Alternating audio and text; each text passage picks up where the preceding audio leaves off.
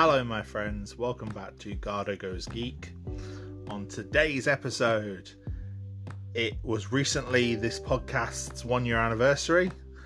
It is also my birthday, and so today I am going to be discussing and exploring Thunderbirds, one of my favourite science fiction properties ever.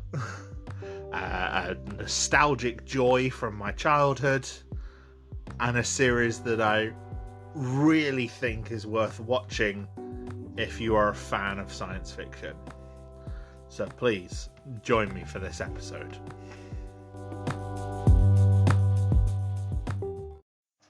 So for those who don't know, I think I should explain what Thunderbirds is. Thunderbirds is a British science fiction television series created by Gerry and Gerry Anderson, filmed by their production company AP Films, later known as Century 21, and it was made between 1964 and 1966 using a form of electric marionette puppetry, dubbed as Supermarionation, combined with scale model special effects sequences. It has two series, totaling 32 50-minute episodes, and also features two movies.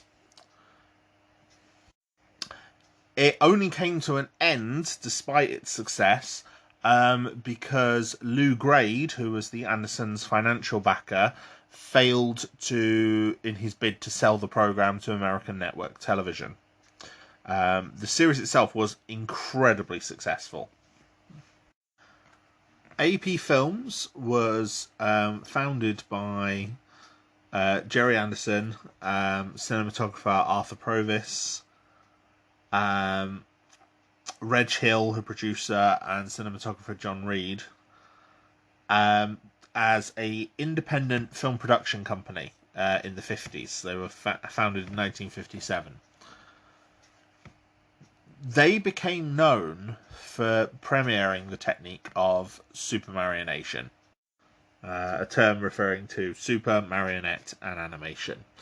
Supermarionation was a filming technique where the characters of the show were played by electronic marionette puppets with a movable lower lip, which would open and close in time with pre-recorded dialogue, using a solenoid circuit in the puppet's head or chest.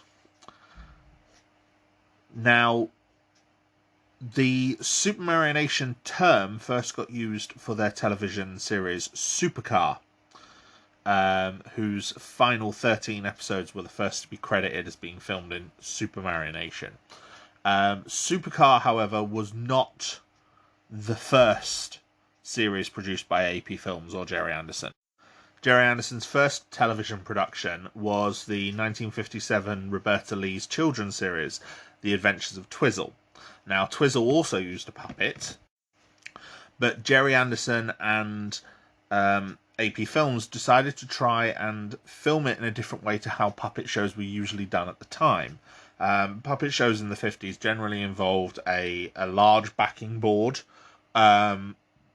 with the character standing in front of it and the puppeteer behind it, so that they could loom over and sort of puppet the figure.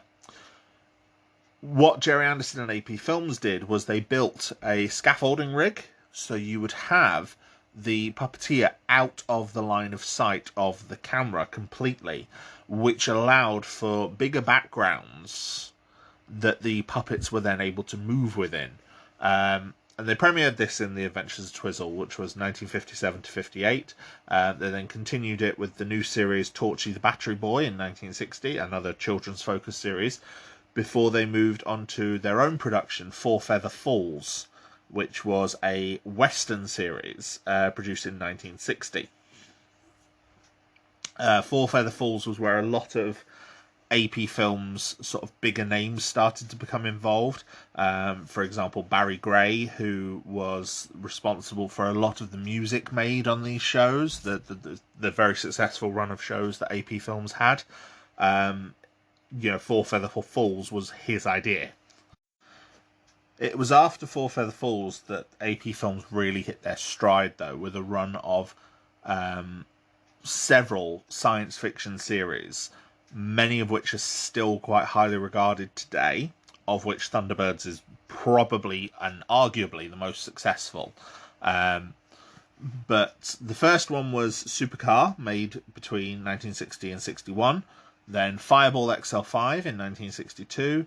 Stingray in 1964, which was the first British series to be filmed exclusively in colour, predating a lot of colour television sets in Britain. Thunderbirds, as I mentioned, between 64 and 66.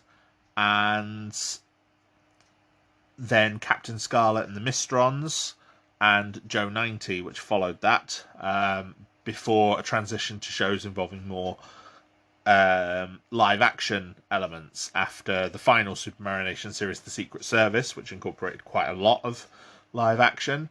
They then moved to fully live-action shows with UFO and Space 1999, both of which also saw quite widespread success in America. Supercar and Fireball XL5 were also successful in America. That was around the time that Lou Grade, a producer, became interested in the company. In fact, he bought AP Films after Fireball XL5's success. Gerry Anderson once said that Lou Grade, who was a talent agent and television producer, once had such faith in Gerry Anderson that when Gerry Anderson was pitching Thunderbirds, and he was a bit nervous about whether Lou Grade would accept it, the proposal, before he started the pitch, Lou Grade apparently pointed to the light bulb in the room and said, "Gerry, you could pitch me a show based on that light bulb and I would greenlight it.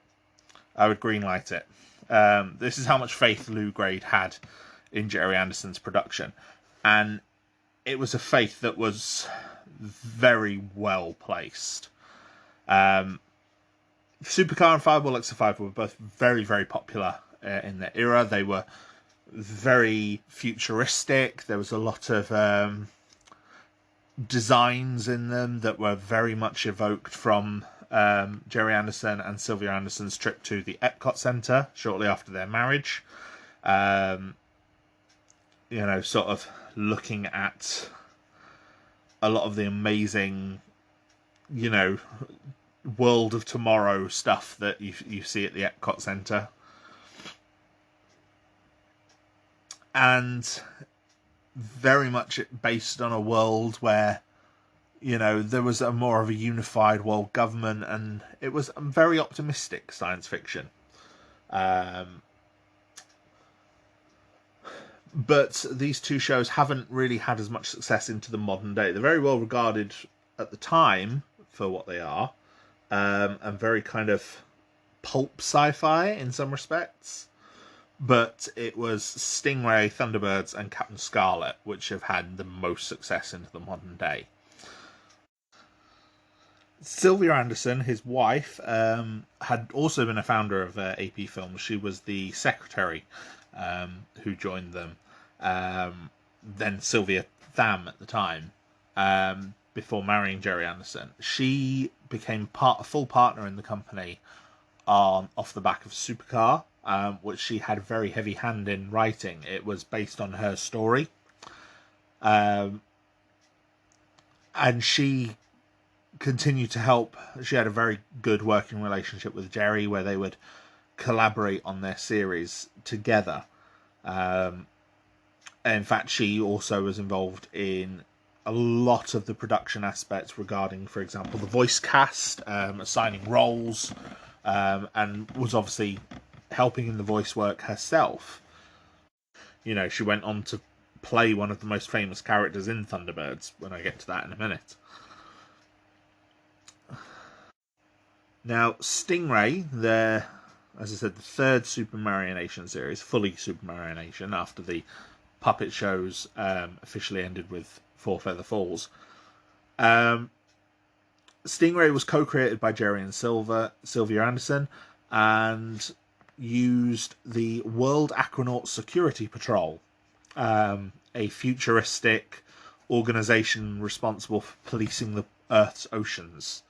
And their flagship, Stingray, a combat submarine piloted by Captain Troy Tempest, Navigator Phones, and Marina, a mute young woman from under the sea, rescued in the first episode. The main thrust of the show was that Stingray and the World Aquanaut Security Patrol ended up in conflict with the undersea city of Titanica, ruled by King Titan, who was a despot commanding the Aquamphibians, a warrior race possessing a fleet of mechanical fish submersibles. The show became known for its incredible special effects, and as I said, it was in colour, which was pretty much unheard of at the time. It was the first British series that was filming exclusively in colour. So despite the fact that colour televisions weren't widespread, it was designed to last. Unlike, for example, Fireball or Supercar, which filmed in black and white, there was very much a view with Stingray that they were looking towards something in the future, and having a legacy, and having this be something that would be watched for years. It's also quite interesting for including one of the first disabled characters in children's television. The World Aquanaut Security Patrol's commander, Sam Shaw, is hoverchair bound. The reason being that the puppets couldn't walk convincingly. It was a limit of the medium. And so to accommodate that and try to have them move, not walk as little as possible, Sam Shaw was put into a chair. But it actually works very well in the series.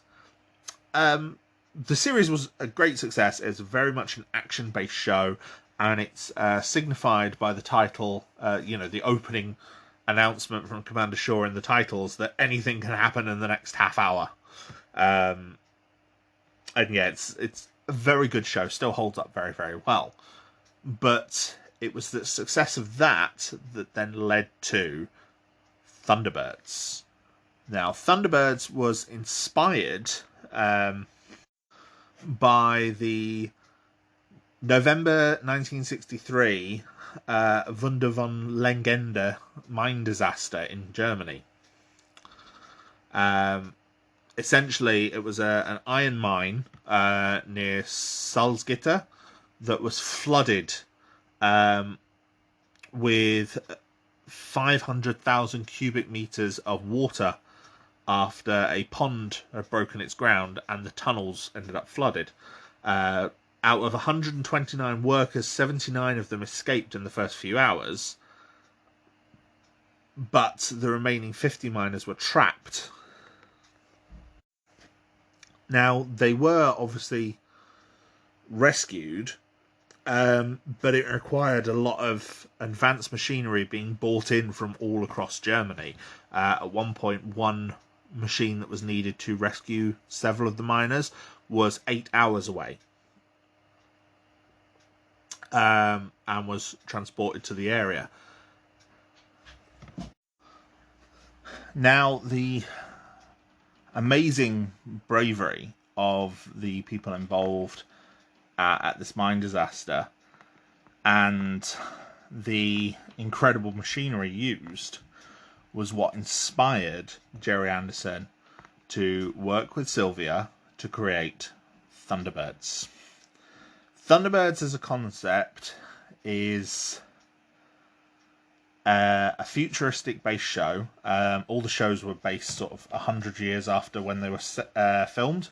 So it's set between sort of like 2065 and 2067. And it follows the exploits of International Rescue, a organisation based around the Tracy family, headed by American industrialist and ex-astronaut Jeff Tracy, who is a widower with 5 adult sons. Scott, John, Virgil, Gordon, and Alan. The whole goal of International Rescue is that they use their incredible machinery, primarily the Thunderbird machines, but also other devices that they have, to save human life. On Earth, under the oceans, in space, even sometimes. And yeah, that's the goal of the show. They save people.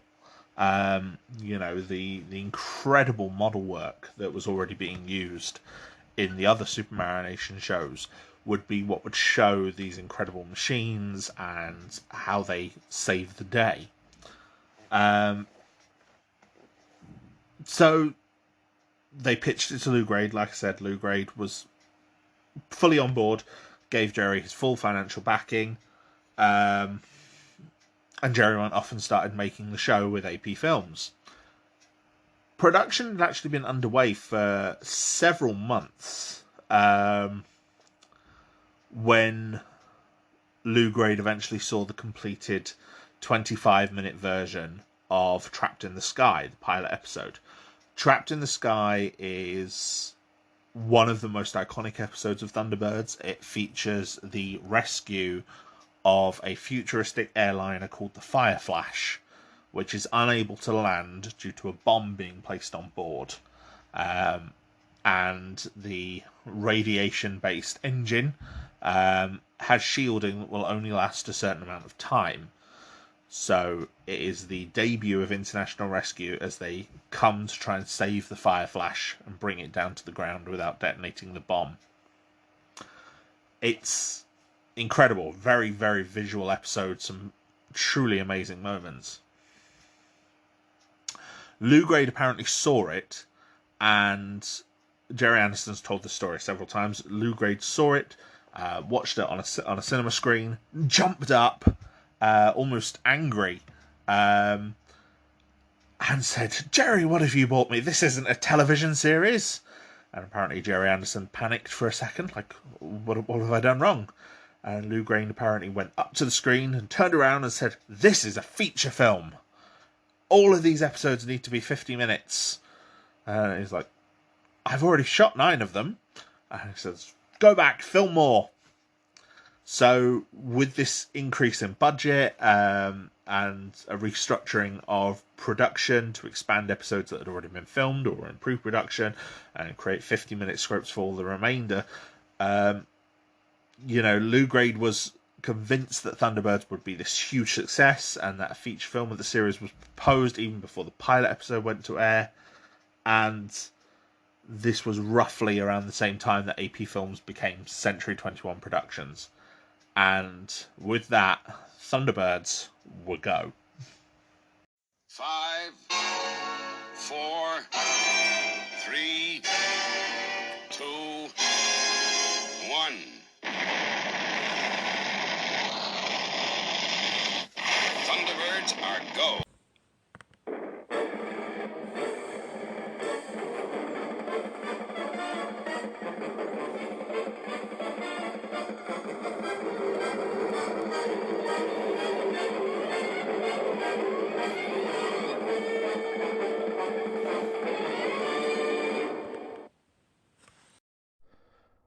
So, talk a little bit about what Thunderbirds actually is. Thunderbirds is, like I said, a Supermarionation puppet series, and it's a science fiction series. It's set between 2065 and 2067, roughly 100 years from where the episodes aired. Thunderbirds follows the exploits of the Tracy family, who form International Rescue. They're headed by industrialist and former astronaut Jeff Tracy.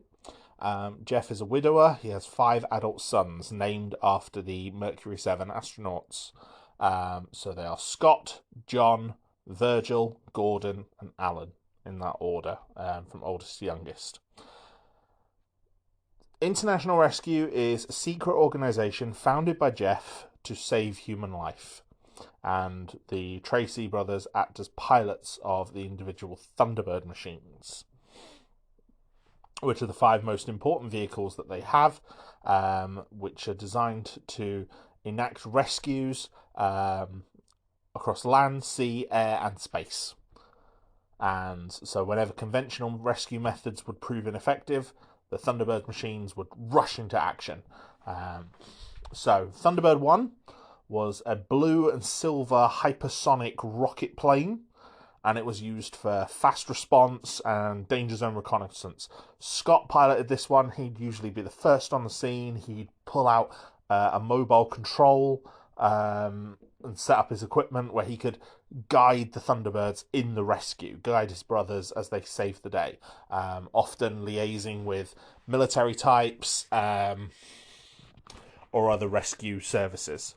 There was a lot of a military focus, mainly because this was released in the Cold War, which is one of the things that maybe might put off some viewers. Another thing is it's very, very white focused. All of the main characters are white. Most of the supporting characters are white. In fact, I don't think we get black puppets until Captain Scarlet, the following series. Partially due to the time it's being made in, I think. It was 1965, 1966. So yeah, that's one thing that does maybe age it quite badly. It's also very male dominated. Most of the puppets are men. There are some prominent female characters that I'll talk about in a minute, but obviously all the Tracy brothers are men as well. Thunderbird 2 is a green supersonic, so it's not quite as fast, carrier aircraft. It's had a very rounded shape. A lot of people criticise as to whether it could actually fly, because it's this large, bulky body with these small, snub wings. So yeah, it might not have been able to actually fly if it was a real vehicle, but obviously this is a science fiction show, this is fantasy, and suspend your disbelief for it, I suppose. Thunderbird 2's main role, being piloted by Virgil, was to bring supporting rescue vehicles and equipment to the danger zone in detachable capsules called pods. Thunderbird 2, I believe, is involved in nearly every rescue in the series. There's 32 episodes of Thunderbirds, so Thunderbird 2 is involved in nearly every single one. The only one I don't think it is involved in the actual rescue, or one of the most prominent where it's not involved in the actual rescue, is I forgot what the episode's called now. Trouble in New York. Because all of the episodes have these big disaster movie titles, which I'll get to in a minute. They're great. And the reason it's not in that episode is it gets shot down by the American Navy. The world Navy, because it's a unified world government, unified world military. So it gets shot down earlier on in the episode. And this was as a result of Terror in New York City is the episode. Sorry, I've just looked it up. This was done because Terror in New York City was one of the episodes, the original 9 episodes that had been filmed and then had to have bits added to it to expand the runtime. So the shooting down of Thunderbird 2 by the USN Sentinel, the Navy strike vessel, was done to explain why Thunderbird 2 isn't in the rescue. Which is a good way of extending the runtime and makes for one of the most memorable scenes in the whole series as Virgil crash lands on Tracy Island. Very, very good. Very, very good scene. Thunderbird 3 is a red single-stage to orbit spacecraft. It's piloted alternatively by either Alan or John, with Scott as co-pilot when needed. The idea of it being piloted by either Alan or John was because John is the pilot of Thunderbird 5. Well, say pilot. Thunderbird 5 is a grey and gold space station that relays distress calls from around the world. It's basically listening to every radio station ever. So the idea is that all you have to do is say into an open channel calling international rescue, and Thunderbird 5 will pick it up. Which actually plays a part in one episode called Cry Wolf, I believe, where some kids do it on a ham radio. And they call international rescue because they're playing international rescue. And their distress call gets picked up as a real call because they do it into a ham radio. And it gets picked up by the space station. John was usually on Thunderbird 5 as the space monitor. He'd live up there. But in the story, they did explain that he would swap with Alan every so often. I think John is actually down on Earth for a couple of episodes and takes part in the rescues of the day. So we do see Alan in Thunderbird 5 occasionally. But for the most part, Gerry Anderson spoke and said that he hated the design of John. The puppets were all given faces based on actors or based on other characters that they'd made models of before. And he said that he found John very all-American looking and didn't like him. And found him a bit of a boring character to write for. So they just sort of hid him away on the space station so they didn't have to deal with him.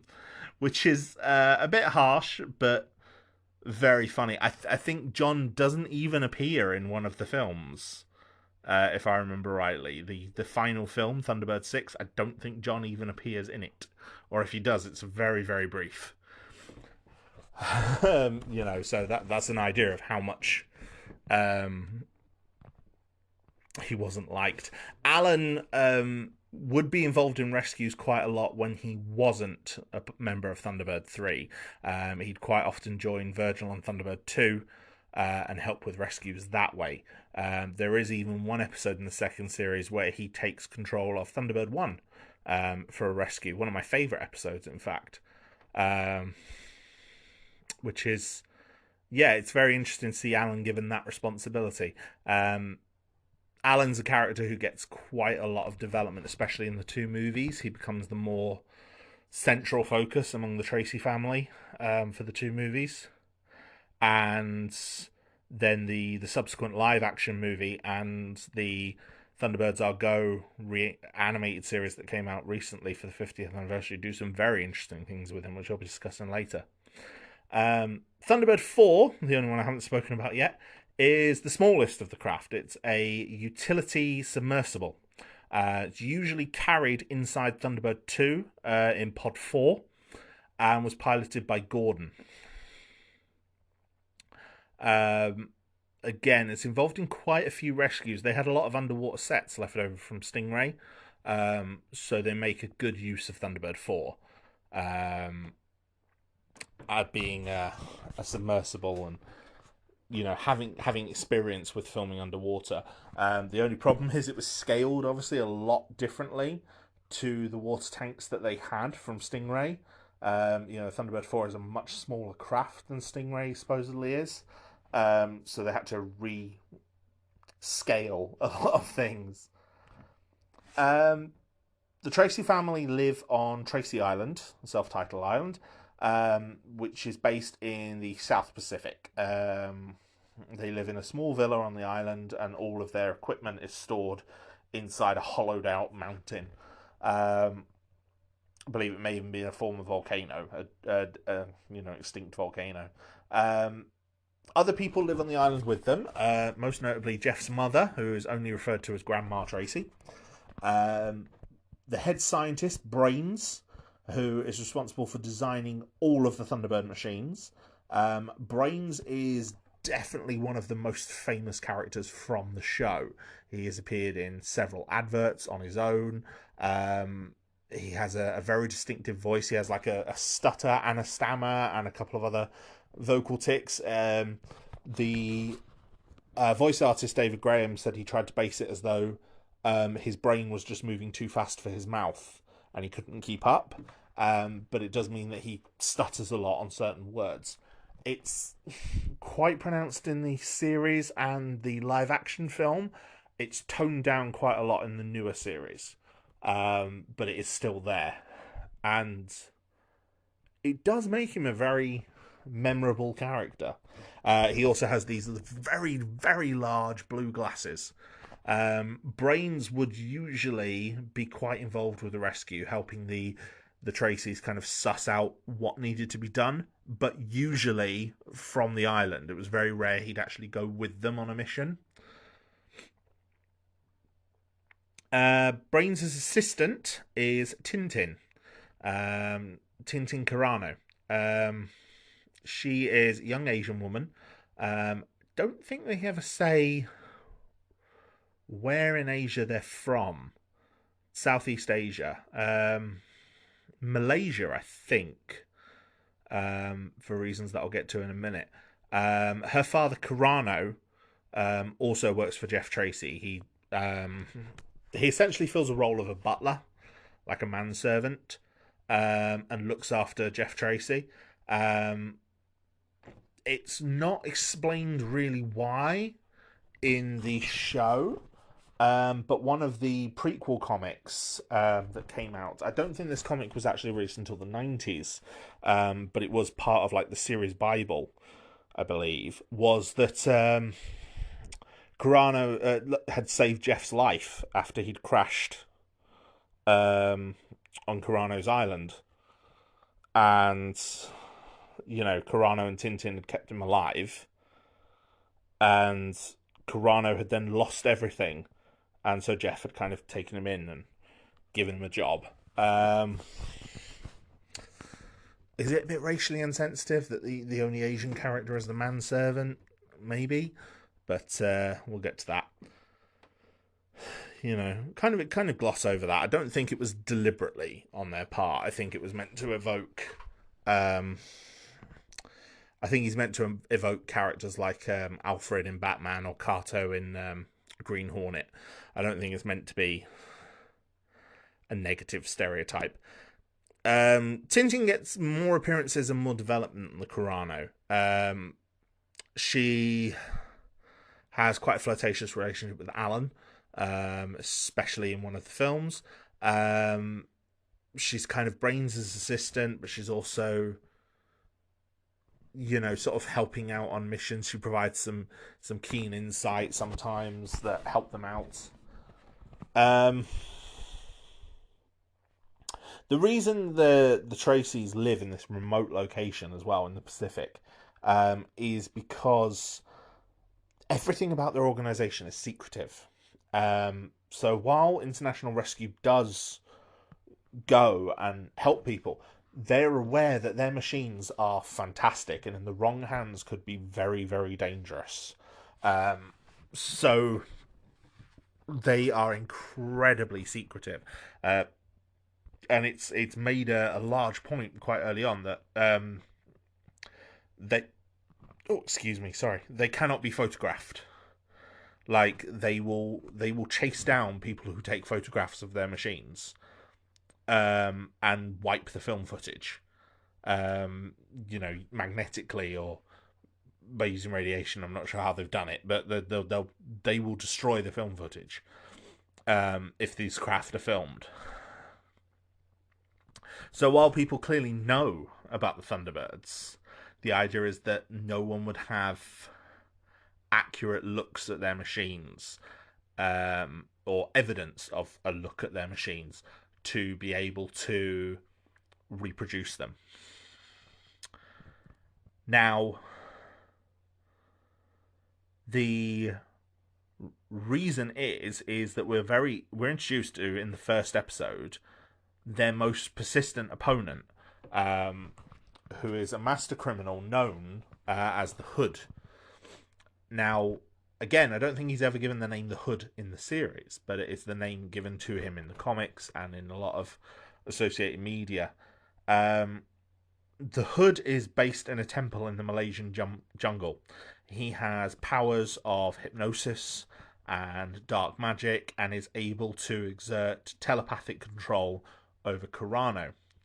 Carano is his estranged half-brother. And basically the Hood knows about the Thunderbirds, knows about the Tracys, and wants their machines because of what he can do with their secrets. Being able to sell them and become rich. So he tries to manipulate the Thunderbirds on several occasions to spy on them, and as a result, the Tracys have an agent of their own to protect against that. Again, one of the other more famous characters, two of them, and that is their London agent, Lady Penelope Crichton Ward, and her butler, Aloysius Parker.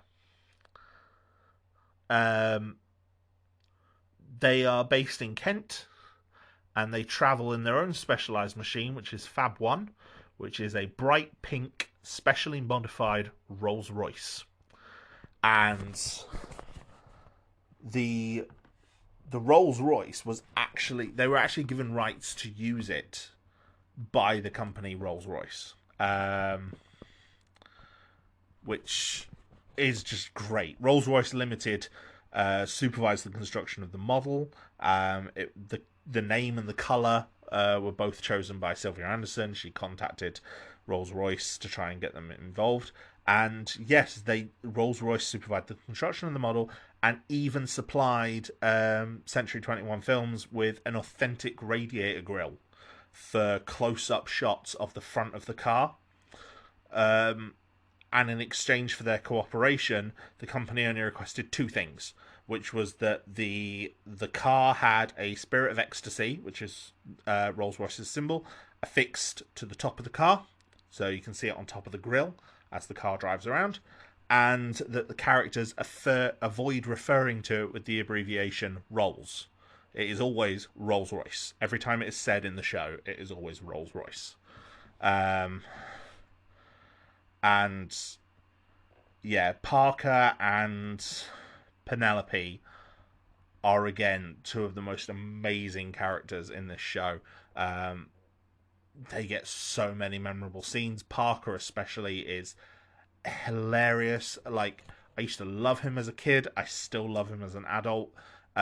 David Graham, the voice actor, he reprised the role of Parker for the modern series, so there is only really one voice of Parker in both of the television series of Thunderbirds, and he is absolutely brilliant.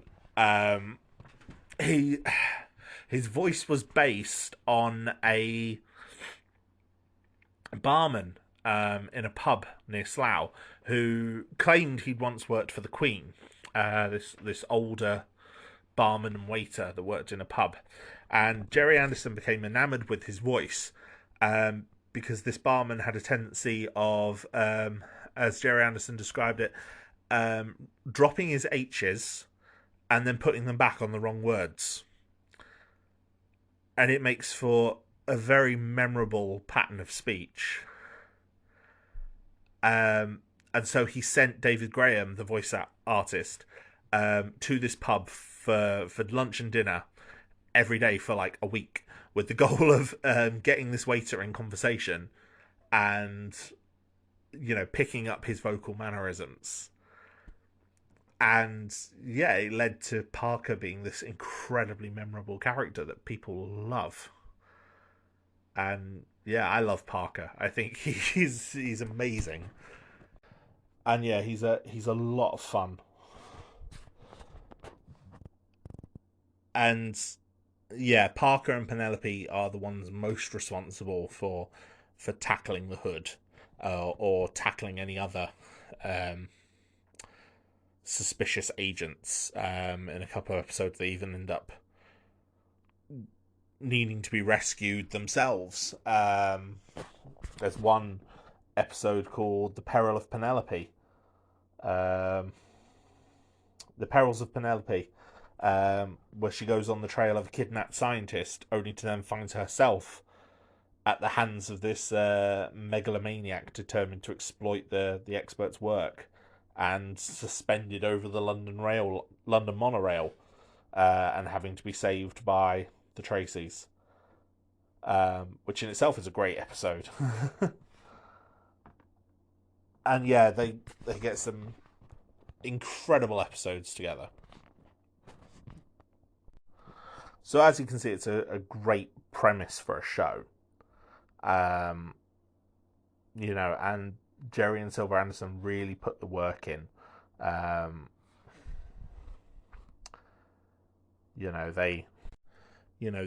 longer format episodes definitely help.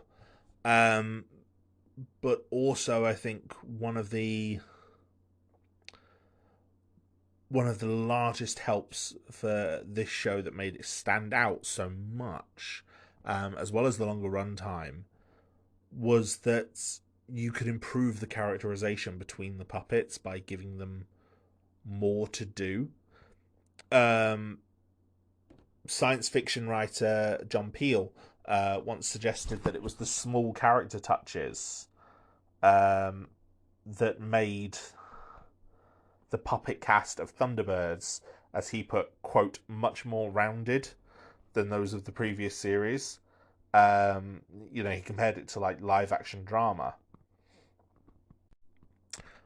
Someone involved in the series, I've forgotten the name of who said this particular quote, said that they were also limited in how the puppets were not able to express. So one creative thing that led to, which again made the series more memorable, is you'd have a lot of very dramatic cuts. So, for example, there's one particular episode, Day of Disaster. A space rocket has fallen off of a bridge while being carried over it. The bridge collapsed. It's now trapped on the riverbed with the astronauts inside, and the rocket is counting down. Thunderbird 4 is in the ocean. He's under the bridge. He's trying to free the rocket capsule before the rocket explodes and takes off. And there's a very, very tense part of the rescue where he's almost there. He's cutting through like a piece of metal girder with a laser torch at the front of Thunderbird 4. And obviously the puppet only has like several expressions. Like, they had multiple heads for these puppets with different expressions. But, if the puppet of Gordon that's focused and concentrating is only one head, it's only one expression. The expression doesn't change. He doesn't blink. I mean, well, no, he does blink. But, there's only so much they can actually do with that puppet. So, for example, you see the laser torch, then you zoom out on Thunderbird 4 and you see the rocket, then you cut to the astronauts inside the capsule, then you cut to Gordon's furrowed brow as he's sweating and looking at his instruments. You see his hands on the wheel, then you cut back to the laser torch, and it makes for a very frenetic cutting style that makes everything feel so much more important and so much more tense than it really is, because it's just puppets. But it draws you in a way that really works. And, part of the longer format as well means that a lot of the episodes take on almost like I said, they're named after disaster films, and that's because a lot of them do feel like disaster films. Like, some of the best episodes will spend time away from the Tracys first, or if we do have the Tracys, they're setting up for what's going to be the issue later on. To go back to one of my favourite episodes, it's actually from season 2, this episode, and it's Atlantic Inferno. This is the episode where Alan substitutes for Scott at the helm of Thunderbird 1. The reason being, Jeff has been invited on holiday by Lady Penelope. So he flies out, leaves Scott in charge. Meanwhile, the World Navy is testing a nuclear torpedo close to an offshore oil rig named Seascape. So while we see Jeff leave the Tracy Island and go off with Penny, the International Rescue, the Tracys, are monitoring the situation. You see John listening to the Navy out on their patrol, listening to Seascape, and he hears that this torpedo goes awry and sets fire to an underground gas jet. So now there's a bit of flaming gas bubbling up from the ocean off the coast of where Seascape is. But by this point, we've been introduced to the crew of Seascape, to the people in the Navy, and we know who they all are. We know who all these characters are. And the Thunderbirds go out and they seal the gas jet. They put themselves into action. Scott makes the decision. And then Jeff chews them out for it. And says, you shouldn't have involved yourselves unnecessarily. No one was in danger. And they're like, okay, fine. And it makes it sound like he's going to come home. And then he decides not to. And he decides, Penny manages to convince him to stay on holiday. But then their early action has actually made the situation worse. Because now the fire underground in this gas jet travels and sets light to the oil field underneath Seascape. So gas jets start erupting all around Seascape. Seascape is now under threat. And we've already been introduced to the cast of Seascape before the torpedo even went off. So we know who they are. And you now care about these characters before they're even in mortal danger. We know who they are. We know what they're doing there. We kind of care about them. And it makes it more interesting. And then, of course, the Thunderbirds go off to the rescue. They try to save the people in Seascape. You end up with Thunderbird 1, 2, and 4 all involved in the rescue. And, yeah, it's incredible. It's a great episode. And by the time, Jeff hears about it, he starts travelling back with Penny. By the time he's arrived, the Thunderbirds have saved the day. They've done the job. Thunderbirds always... One thing with it being a kid's show is they always win. They always save everyone. I think there's maybe some secondary characters that die, like, for example, in the episode Perils of Penelope. I think one of the hostages gets killed.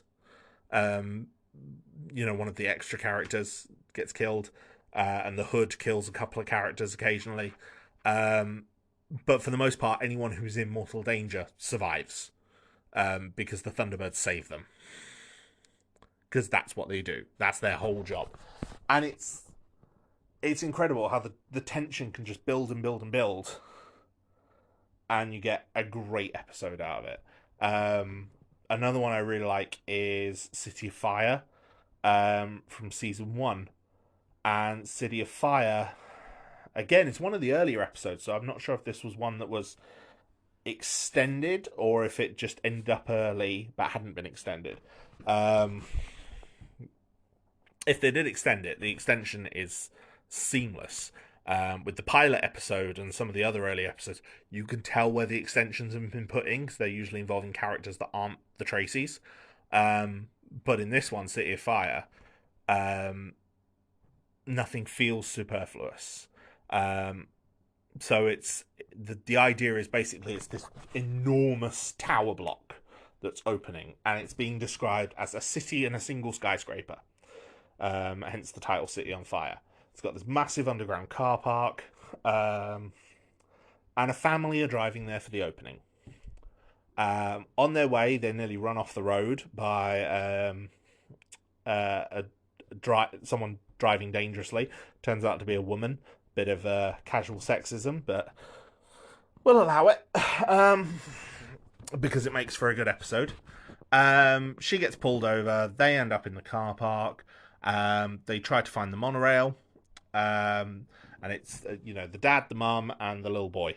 And the little boy's playing, and he's having fun with his dad. And they start playing hide and seek while the dad's trying to read the map. While that happens, the woman comes in, crashes her car.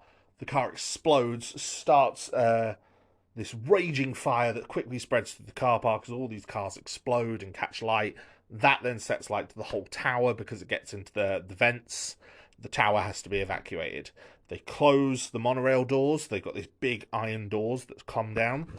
That traps the family. The family only end up trapped because the people in the control tower can't see them on the cameras because they're playing hide and seek. And then they notice that they're trapped in there. But by that point, it's too late. The tower is already on fire. There's dozens of doors preventing anyone from getting to them. And even if they could, everything is on fire. They've got, like, everyone trying to protect, trying to put the fire out on the tower while they keep evacuating people. They can't get to them. They call International Rescue. And International Rescue, who have been testing this, just so happened to have been testing this cutting device that Brains has invented. The only problem is this cutting device creates a gas side effect that, in testing, made Scott and Virgil very ill. But they realise that's their only choice to get through these doors. The amount of doors they've got to get through, they're the only people that can do it. Then that gas is the only technology they've got that can do it. So by the time they arrive, the tower is already ablaze. I think the tower eventually collapses, which is impressive special effects work on its own.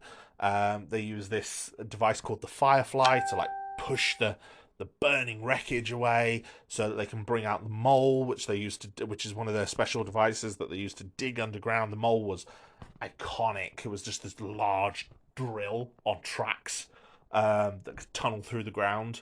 And it was probably the most famous pod vehicle, although I think it's only used a handful of times. Probably because it also ended up in the end credits. I think it was the only pod vehicle, apart from Thunderbird 4, that ended up in the end credits. And yeah, it's definitely one of the more memorable ones. As is Firefly, which gets used a couple of other times.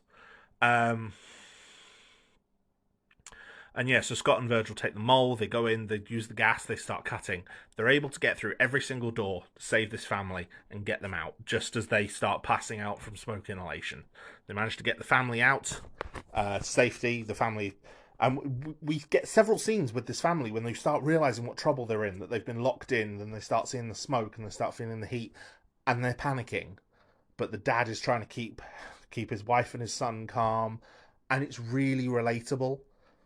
Especially as an adult watching that, and it's great.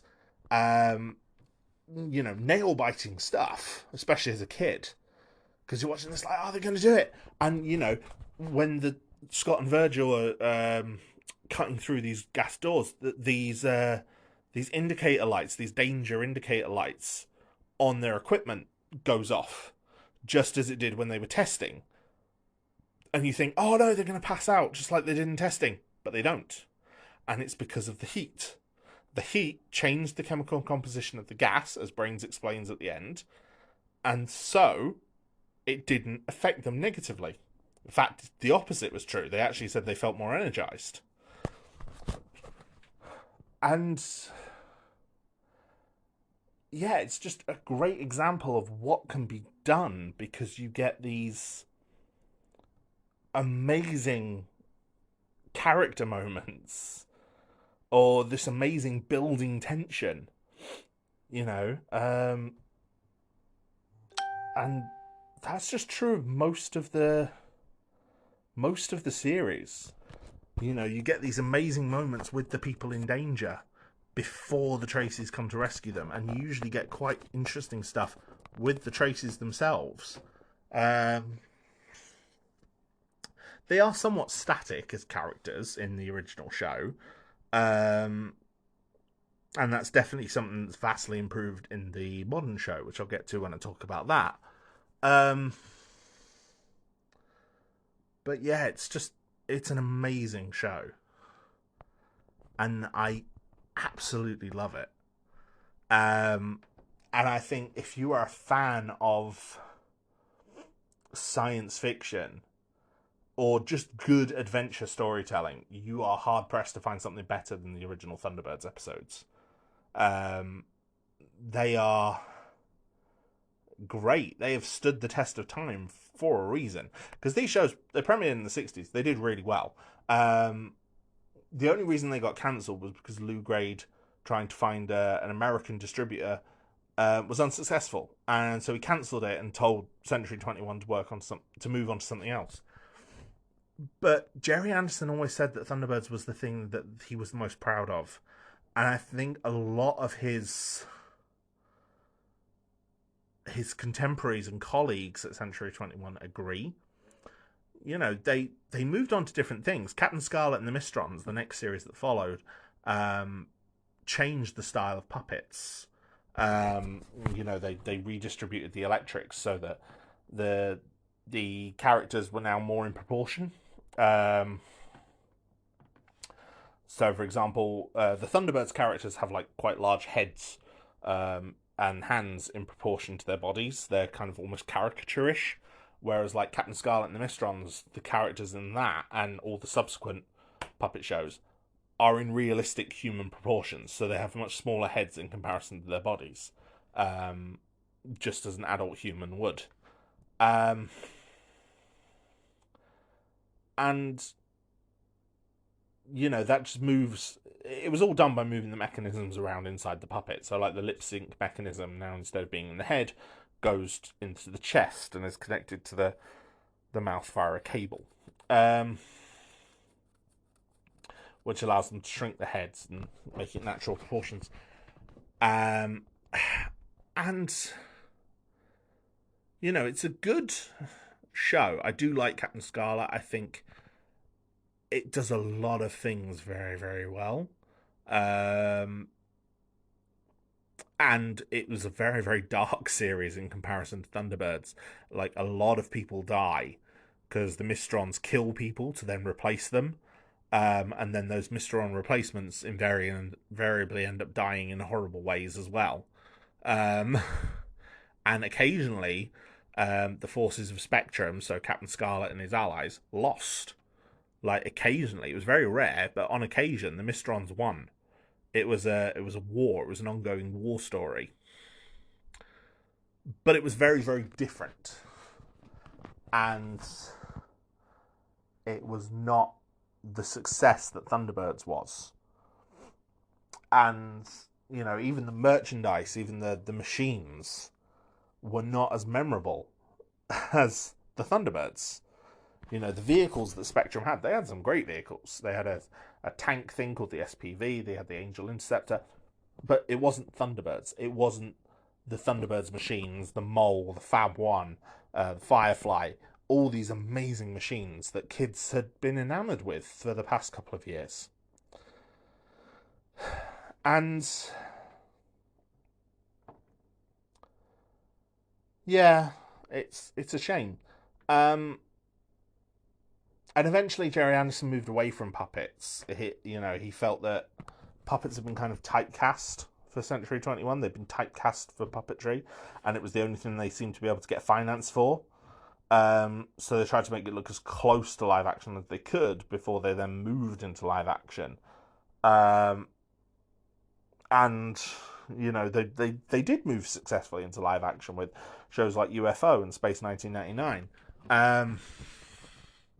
But Gerry Anderson, even before he died, always said he managed to remake Captain Scarlet. He did a CGI series for Captain Scarlet, but he always said the show that he wanted to come back to and redo was Thunderbirds, and that was helped in part by Thunderbirds having this huge wave of popularity in the early 90s, which was when I started watching it, which is when you had the Tracy Island toy being the must-have toy that Christmas, that caused riots in the UK, that led to a very famous Blue Peter episode where they were saying, here's how you can build your own Tracy Island. And that I think that's still the most watched Blue Peter episode in history. And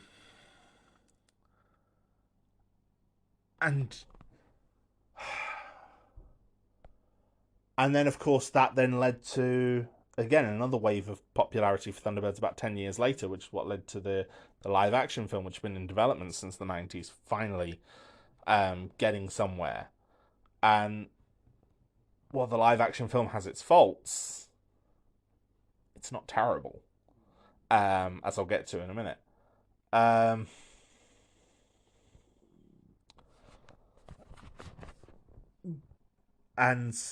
when the 50th anniversary happened in 2015, that was it. They finally did a brand new Thunderbirds series, Thunderbirds Are Go. And having recently finished it for the first time, I think it's an incredible love letter to the original Thunderbirds for reasons I'll get to. But I think the original Thunderbirds is well worth your time. It has, you know, Century 21 were incredible. I mean, the people who were involved went on to work on amazing things. Derek Meddings, who created the Thunderbirds, went on to do miniature and model effects for the James Bond franchise in multiple films. His final film being GoldenEye. He died while GoldenEye was in post production. But he also worked on the Superman film series, the Christopher Reeve Supermans. The Golden Gate Bridge that gets destroyed, that was him. He built that. He filmed that sequence. He designed it. And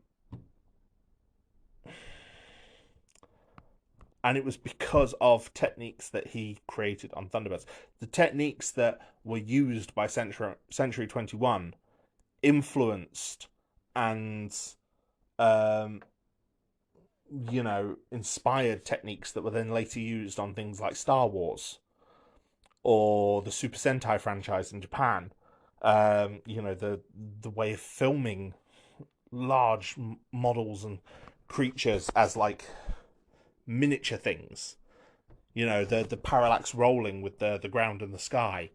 That's something I've seen used in multiple projects, and it originated on Supermarionation. They even did a thing called dirtying down, which is something Star Wars made incredibly famous, because it was the idea of the world being lived in, nothing being shiny, everything looking like it had been around for a while. And that was something that was very, very important to George Lucas on the set of the original Star Wars films. And it originated, or at least became popular, with the equipment in Stingray Thunderbirds. The models they created for Thunderbirds. These amazing models of things that they rescued. Things like the Sidewinder, the Crab Logger, from the episodes Pit of Peril and Path of Destruction. These amazing machines were not only built and created and built, designed and created to look fantastical and to look futuristic, but they were then built and painted, but then dirtied. Like, they'd be taken and dirtied. There'd be grime and mud and all sorts of other things added to them to make them look realistic, to make them look like they were a part of this world. And it worked, and it added so much realism, and it inspired so many other people to do the same thing with their own stuff years later.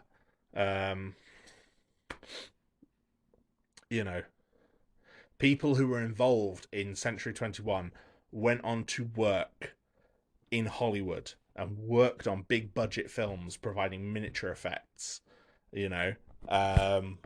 or created other shows in the UK. Thomas the Tank Engine, when it was using miniature effects in the 80s right through until the early 2000s, that was worked on in part by people who had worked at Century 21, people who had worked on Thunderbirds.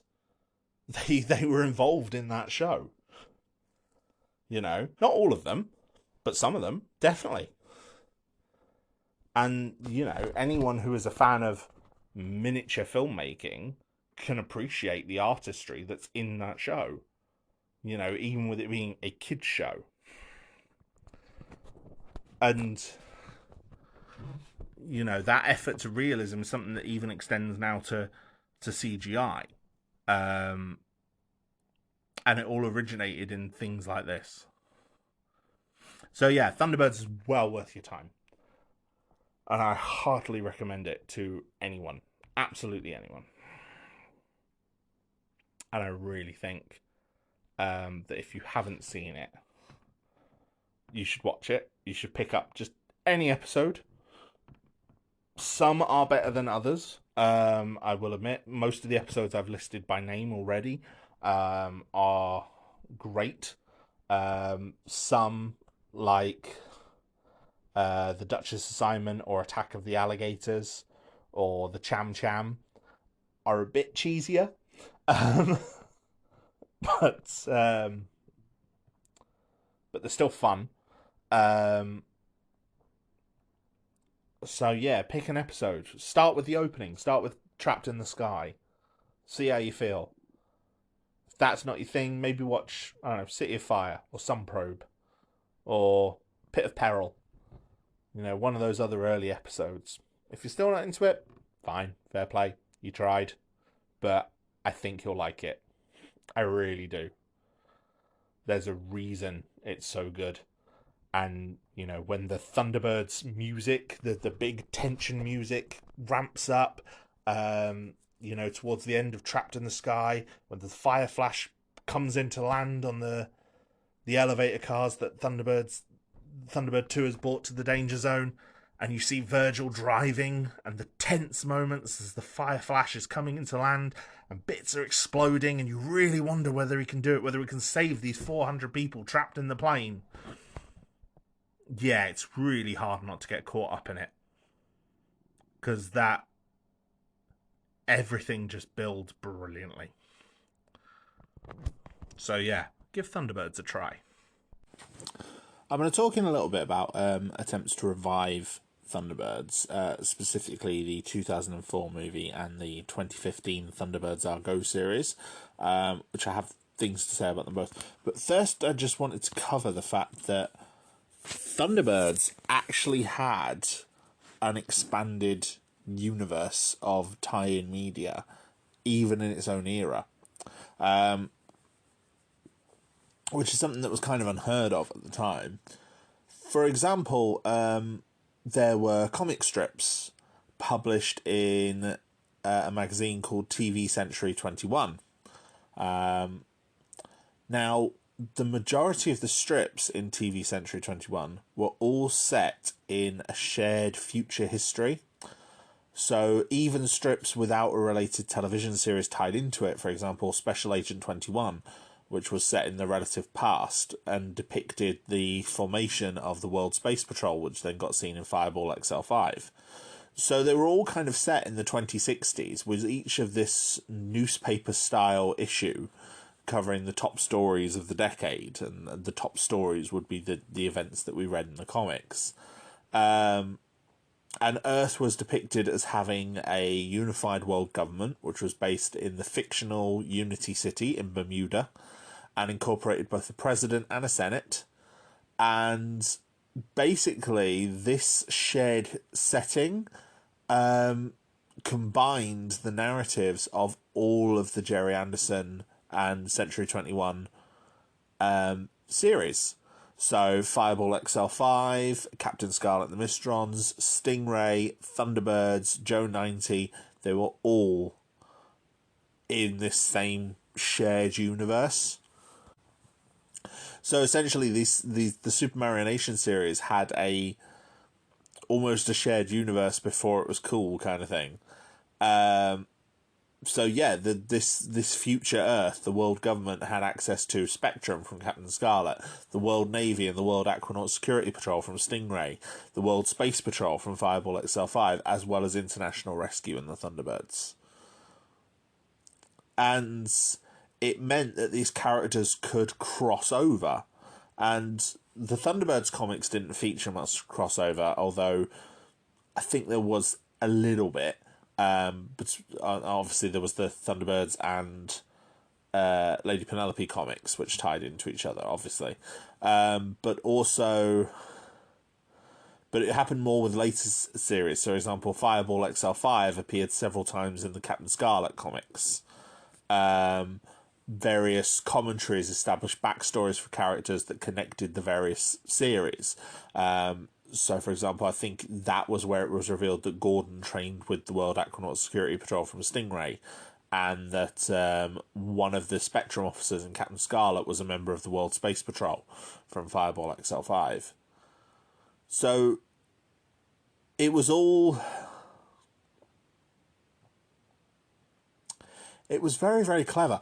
It didn't necessarily contradict any of the TV series themselves, but obviously, I think a lot of people are of the opinion that, in the modern day especially, that canon only counts what's on TV. For example, with Star Trek, the Star Trek canon is just assumed to be what makes it onto televised or filmed installments, rather than the novels, for example.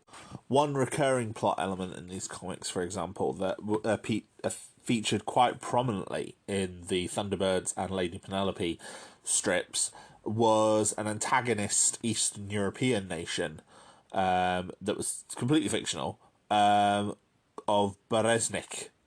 And that was a country that was not part of and was thus hostile to the world government. And yeah, they appeared quite regularly in some of the Thunderbirds and Lady Penelope strips as an antagonist, linked to the Hood, as well as several others. The Hood had a much more prominent role in the comics as well. He was usually given an antagonist role in their stories quite a lot. Like there's one particular comic strip called Brains is Dead, where he fakes the death of Brains and seizes control of Tracy Island. And they sort of mind wipe him and dump him out in the jungle afterwards. It's very... The reading these comic strips now, they don't read like what most people would think of as modern comic books. They read like a lot of British adventure strips, which you don't really get anymore. A lot of British comic strips are sort of released in small installments. Like most of these Thunderbird strips, they're 2 or 3 pages at a time, and they would appear in like a weekly comic book, and they build up to a full, like the completed strip, you know, the completed story might be about 20-30 pages. But you'd build it in installments over several weeks. And what that means is that you could then put, you know, in the space of one magazine, one comic book, you could fit multiple strips. Whereas American comics don't tend to do that. American comics are a single magazine with, you know, a full story for Captain America, for example, at least in the 60s anyway. So yeah, it's kind of familiar if you're familiar with British comics at all. If you're more familiar with American comics, it might be something a bit jarring. They are very good. They have been collected and reprinted several times in hardcover volumes. I actually own both of the hardcover volumes. And they are very good. They're very good adventure comics. But I also remember reading them in the 90s because Thunderbirds magazine got published in the 90s when all these shows were back on TV. So I used to get that, and that had not only new content and some new comic strips which elaborated on things in the series Bible.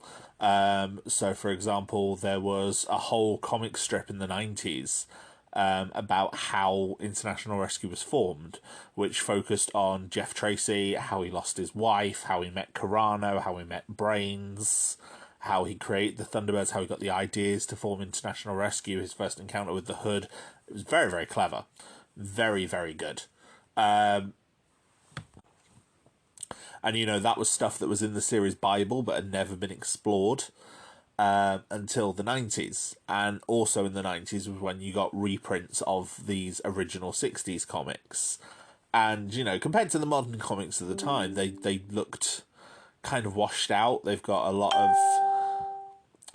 They're not quite black and white, but the colours are somewhat muddy almost. They're kind of impressionist. They're like watercolours. There's a lot of big chunky colours and not a lot of fine detail. It's kind of hard to explain. When this episode goes up on YouTube, I'll try and find a picture of what their comic book pages look like to try and illustrate this. But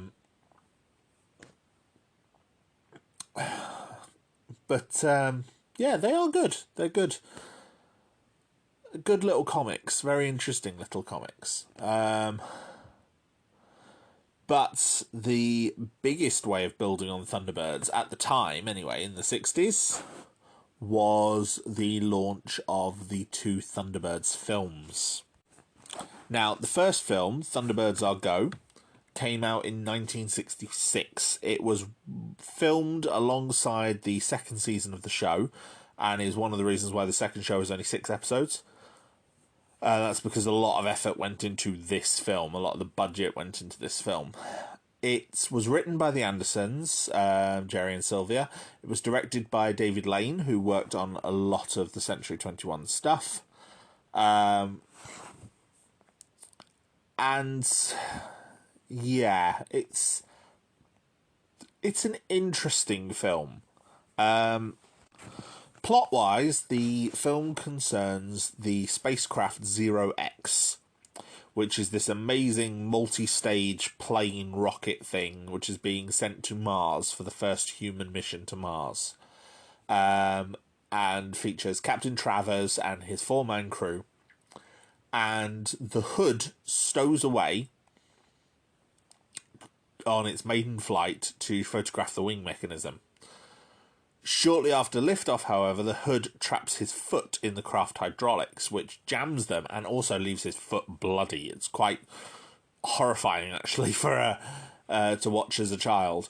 But it jams the hydraulics, which then means that Zero X can't make orbit, which then means it goes out of control and crashes.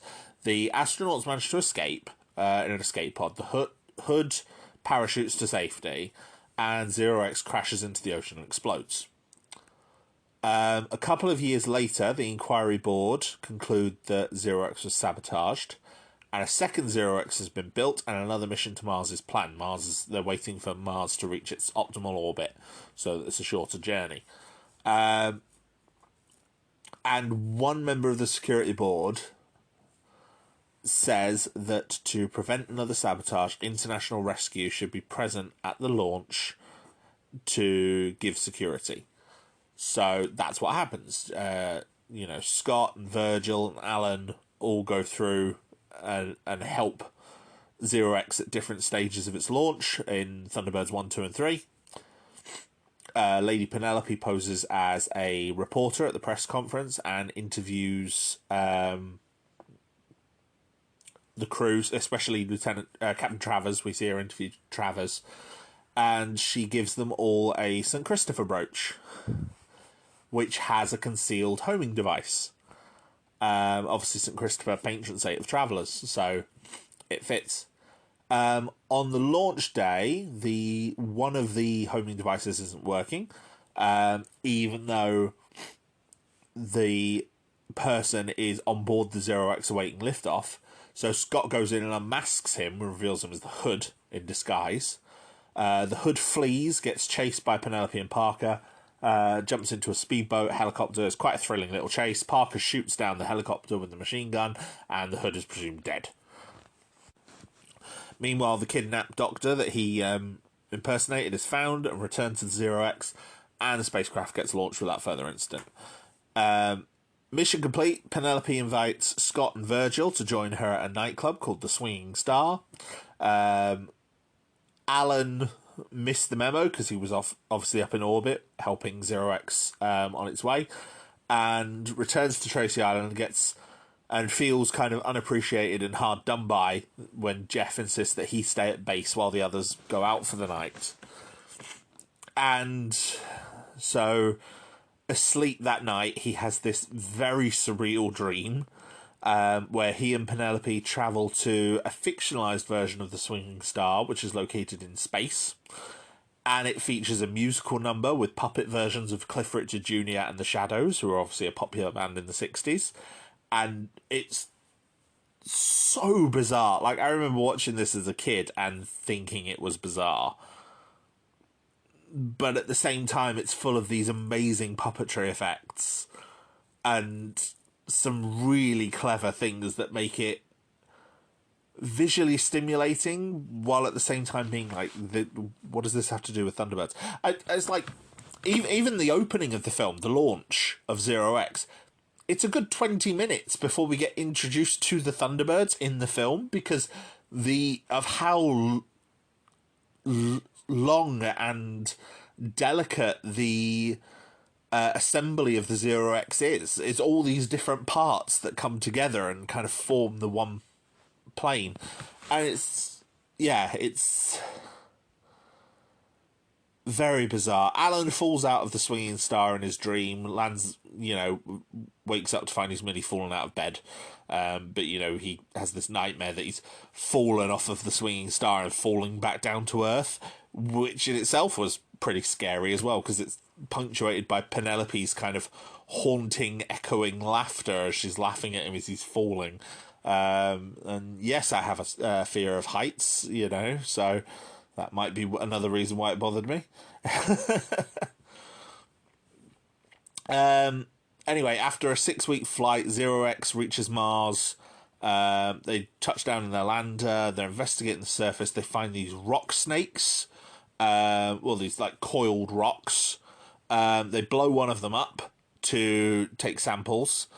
And as they're going to do that, the other structures come to life, and they're revealed to be like these rock snakes, and they start firing energy balls at the Zero X. So Zero X has to escape and start back to Earth. So again, it's kind of a small, disjointed thing away from the Thunderbirds. Not in the same way that the episodes used to do, where they sort of build up tension for the rescue, but yeah, kind of bizarre and weird. Anyway, Zero X makes its way back to Earth, and one of the lifting bodies, the thing that's meant to help it through the atmosphere, as I said, it's like a multi-stage rocket, fails to connect and damages a whole load of systems when it hits the Zero X, including flight control and the escape pod circuit. So the astronauts aren't able to escape, and the Zero X is due to impact somewhere in Florida, so it's going to take out a whole town.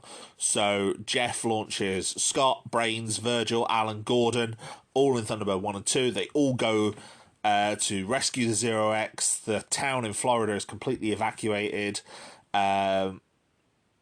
Alan repairs the circuit with Brains helping him by being like lifted into Zero X's undercarriage. He completes the task to fix the escape pod and jumps out just as the astronauts eject, and then Zero X crashes into the town. There's massive explosions, which are fantastic to watch. It's the big fiery doom at the end of the movie. And then Alan gets picked up by Penelope and Parker after parachuting down, and they take him and the whole town and the whole family, and Brains and Tintin, and they all go to the real swinging star. They're all there with really bizarre facial hair to disguise who they are. It's really weird. Like Virgil's got this big handlebar mustache going on. Jeff's got this massive bushy beard. Yeah, it's very bizarre. And they all kind of toast Alan as a hero and, roll credits. And watching it as a kid, I really liked it. Watching it as an adult, I can see how flawed it is as a movie. Like, the narrative is all over the place, but the visuals are fantastic. If you like the model effects of Thunderbirds, you're going to love Thunderbirds Are Go. It's great. But obviously, while it was this while the reviews were praising it at the time of being this quite successful transfer to the cinematic from the TV series, and bear in mind as well, this would be the first time a lot of people would have seen this in colour. Colour TVs weren't very common, despite the fact Thunderbirds was filmed in colour. So this would be the first time a lot of people were seeing Thunderbirds in colour. But it drew this like really lukewarm public response, and as a result ended up being a box office failure. And it got criticised for the real minimal characterisation, the lengthy effect shots, the fantasy dream sequence with Cliff Richard. And it's a shame, because I think even the bad stuff is still good. Like, there's still good things in there. Things that you can enjoy about it. Might just be my view, I'm not sure. But obviously, United Artists, the distributor, were quite surprised that it underperformed, and they were really confident that Thunderbirds did have big screen potential. So they ordered a sequel. Thunderbirds 6, which I'll get to in a minute. But also, Zero X continued on after this film as well. The Zero X lander appeared in the first episode of Captain Scarlet and the Mysterons, and the TV Century 21 comic strip ran a Zero X comic strip until 1969, focusing on Travers and his crew. So, and you know, their missions to Mars and things like that. So it introduced some things that were still became part of this greater narrative, despite the failure that it was. I'm not sure if the Zero X comics have ever been collected and reprinted. I'd love to read them because I don't own those. But yeah, if they have ever been reprinted anywhere, I would love to read those. But yeah, Thunderbirds Are Go, it's not a great film. Not a great film. A great visual treat, worth watching at least once. You know, especially if you're a fan of the show, but not a great film. Thunderbirds 6, on the other hand. Thunderbirds 6 came out in 1968. Again, it was written by the Andersons and directed by David Lane, and it was the last Thunderbirds thing in the original canon. And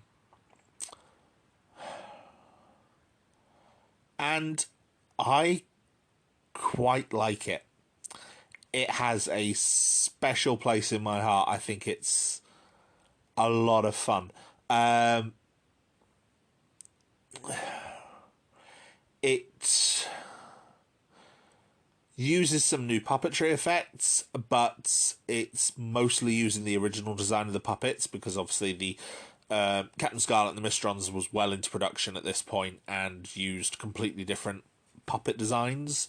But this still uses the Thunderbirds versions, although I think they have been tweaked slightly. Like, they do look slightly more in proportion than they did in the original show.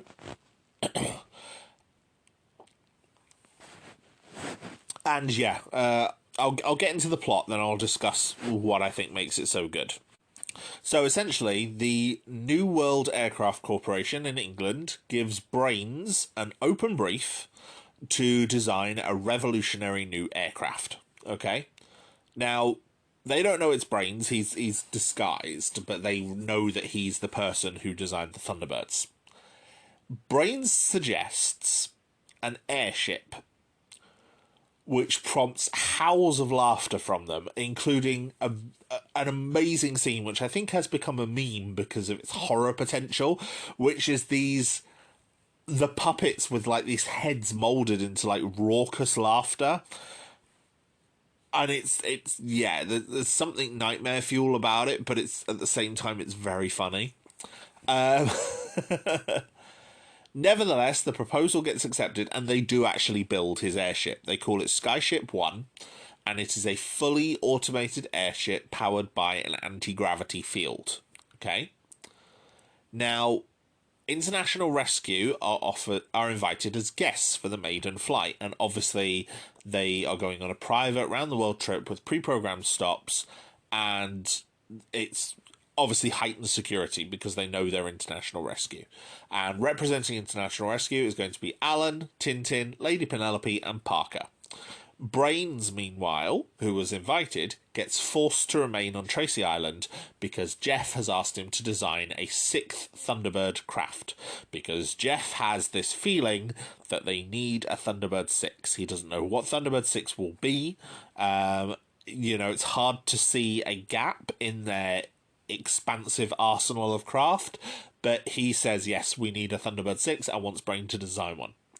So, working without a specification, Brains throughout the film produces a range of concepts, and all of them get rejected. In fact, Brains even rejects one, predicting what Jeff is going to say before he even shows it to Jeff. It's quite funny. Alan and Tintin fly to England in an old Tiger Moth biplane. Tiger Moth is like a World War I era biplane. well,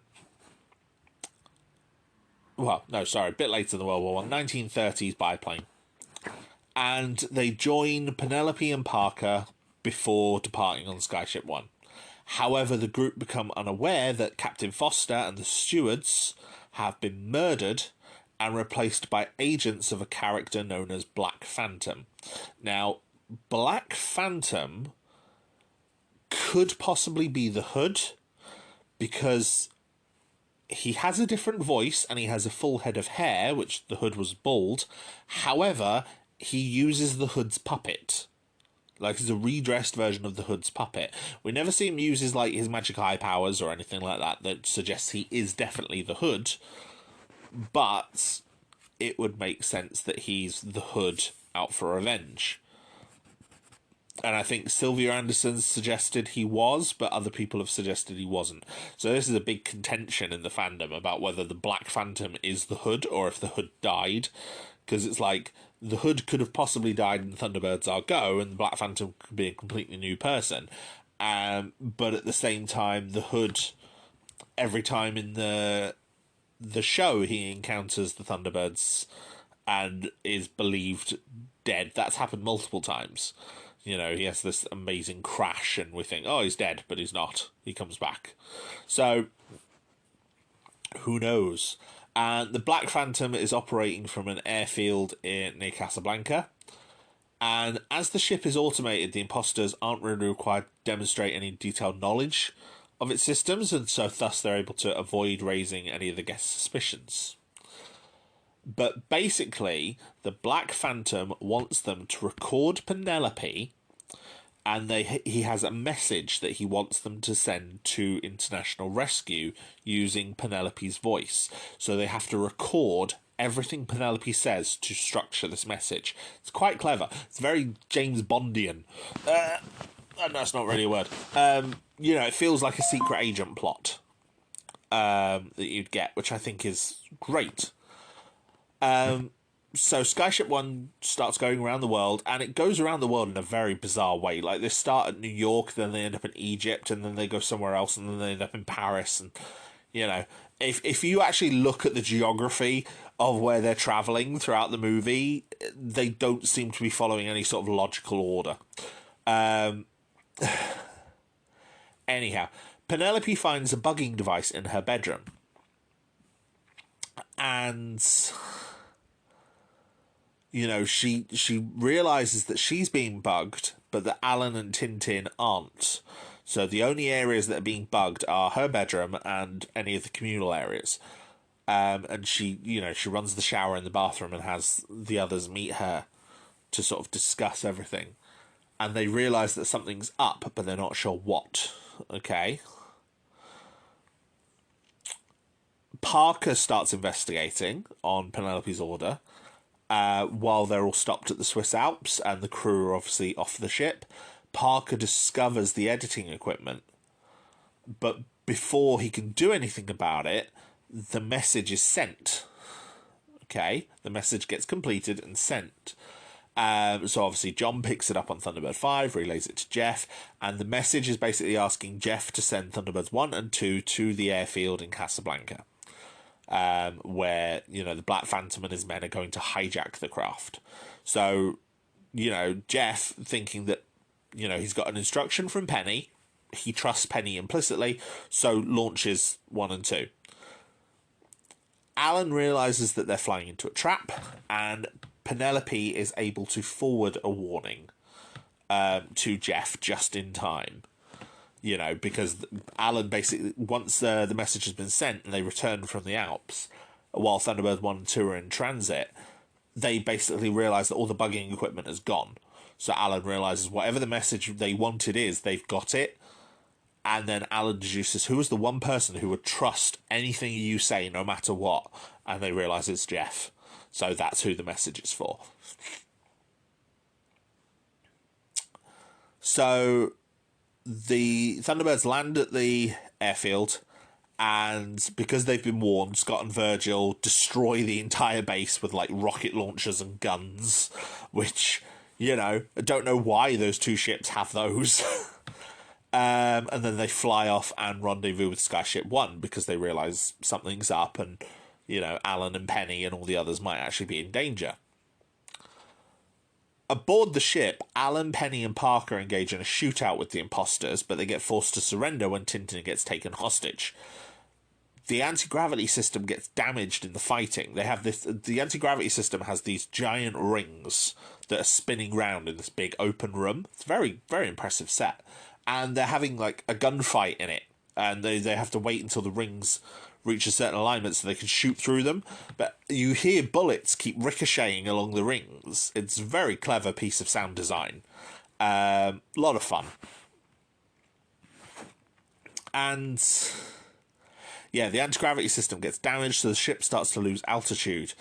And the Thunderbirds meet up with it, but obviously they've realised it's much lower. And it crashes on top of a radio mast at a missile base near Dover. In England, and it's balanced really precariously on top of this radio mast, and its anti-gravity field is weakening. So Scott, Virgil and Brains are all basically, rush to the rescue to save everyone before the ship collapses onto the base. But Scott and Virgil are unable to get any closer in the Thunderbirds without their thrusters tipping Skyship 1, and none of Thunderbirds 2's pod vehicles are light enough to land on it. So Gordon comes up with a suggestion, which is to put Brains in the Tiger Moth and fly him up to Skyship 1, which is great. And I also love it because Brains finally gets a Thunderbirds outfit. Like, throughout this entire series, Brains has been deployed on multiple rescues, but he's always in his civilian clothes, whereas the others all have a uniform. In this, he gets his own Thunderbirds uniform, and it has a brown sash. So, yeah, I really like that. It's cheesy, but I love it. So, yeah, he lands the Tiger Moth on Skyship 1's top deck to get all the passengers and crew. Foster and his men still have Alan and the others at gunpoint. They manage to set a trap. They get Brains out of the Tiger Moth so that they can take it over. Brains kind of smuggles Alan a pistol. It's all very clever, very, very tense. And they manage to... Foster gets into the cockpit. He has Penelope hostage. And he tries to take off, but gets shot dead by Alan. Right? So the Tiger Moth then launches with all of the international rescue agents and the last two imposters clinging onto the wings and the landing gear. Right? So the Tiger Moth flies off and disappears. Skyship 1 gets left, crashes to the ground. The missile base has been evacuated by this point, and you get this massive chain reaction as everything that we've seen on the missile base explodes, which is incredible. And yeah, probably one of my favourite special effects sequences in all of Thunderbirds ever. The remaining imposters all get killed by a shootout on the Tiger Moth. Stray bullets puncture the fuel tank, which means Penny has to make an emergency landing guided by Alan. The way some of the imposters, like Foster's men, the way some of them die is actually quite drawn out and quite... Yeah, it's quite brutal for what is ostensibly a kids' movie. Penny tries to bring it in for a landing. They skirt along this empty motorway. They crash into a tree where Parker gets sort of lost, trapped in the tree. And eventually they crash into a field. But yeah, they're all safe. Everyone's safe. And yeah, at the end of the film, back on Tracy Island, Brains unveils Thunderbird 6, and he says this is tested, rescue approved, and of course it's the Tiger Moth. The Tiger Moth comes out of Thunderbird 2's hangar, and Jeff laughs his ass off and just says, yep, I gotta agree, it's completely approved. Like you said, field tested and everything. So yeah, Thunderbird, the Tiger Moth is now Thunderbird 6, which is, a great ending. Now, Thunderbird 6, I really like it. I like that it focuses on the crew, on the on the characters themselves. It focuses on Penny and Alan mainly, but also Tintin and Brains, and gives them a lot of focus. And I really like that. I like the storyline. Like I said, it feels like the sort of the espionage plots, and we did get some of those in Thunderbirds, usually focused around Penny. So it feels like a Thunderbirds episode, just with a bigger budget, and a bigger plot and more drawn out. And whereas Thunderbirds Are Go didn't. Thunderbirds Are Go felt very disjointed. This feels like a very joined narrative. It's not always great. There are some parts of the film which are, I don't know, not as entertaining, but I think it builds up to a really satisfying third act, so I'm a huge fan of it. There's a lot of quite intricate sequences, like a lot of the scenes with the Tiger Moth were actually shot on location using a full-size plane. Including the bits on the motorway, which they got into trouble with the Ministry of Transport over. It was filmed on I want to say the M40, which was being built at the time, which is a motorway that goes across the country. And yeah, they accidentally went under one of the bridges, so the Ministry of Transport had a go at them, and I think they got fined over it. But yeah, like the tense standoff with Foster and his men at the end, and things like Brains smuggling Alan a pistol so that he can kill Foster. It's very clever, and it's very, it fits with like the sort of tone of like a Bond film, for example, which obviously came to prominence in the 60s. So, the 60s was the Cold War. That sort of espionage stuff felt real.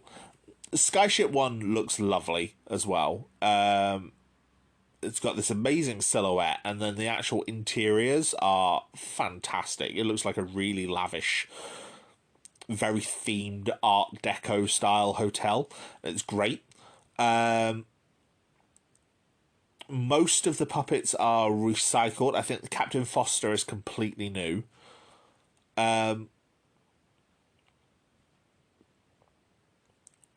But yeah, the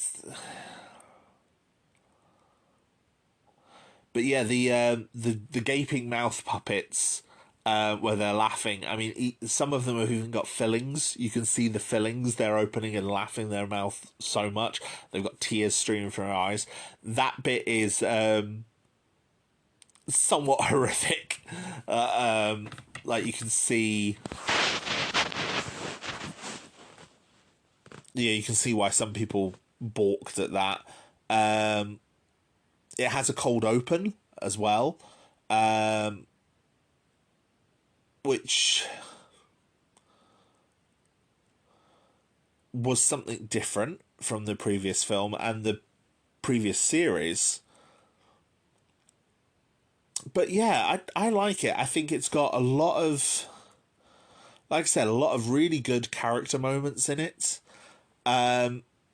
It did end up becoming another box office failure and got a pretty poor reception, which obviously ended any plans for another sequel. Film critic Barry Norman said it was a showcase of technical excellence, but pointed out its class consciousness side. For example, noting that Parker is the butt of several jokes over the course of the film. But at the same time, Parker was the butt of many jokes throughout Thunderbirds. So I don't know. But yeah, I think part of the reason why it didn't succeed, and other people have agreed with me on this, is that the interest in Thunderbirds had definitely waned by the time it was released. Like, the series had been cancelled. The final episode had been broadcast over a year ago. And... But yeah, I like it. I do. I do like it. I think there are even, for example, on the motorway sequence, there are model effects used, but they're indistinguishable almost from the real footage. So that shows that this film has some of the best sequences that Century 21 would ever create. And like I said, the explosion of the missile base is fantastic. It's this long, drawn out, I think it's about 2-3 minutes of explosions, but differing explosions, different rockets and missiles are exploding and things like that, and there's this spreading fire, and it's absolutely fantastic. But at the same time, the whole idea of the vintage biplane being used as the rescue vehicle when surrounded by all these fantastic science fiction machines is absolutely incredible. It's a really good juxtaposition, which I think works as an adult, but maybe not so much as a kid. Because as a kid, you're like, oh, it's a little plane, it's boring.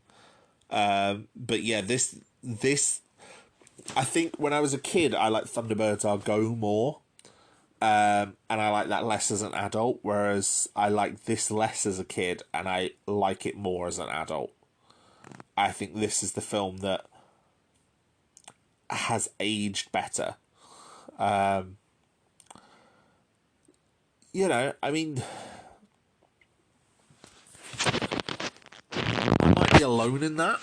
There might be some people who are not a fan of it, but yeah, I really like it. And I think of the 3 films that we have for Thunderbirds, it's definitely the best one. And I think it's a nice, fitting end to the series, which works because it focuses on the characters.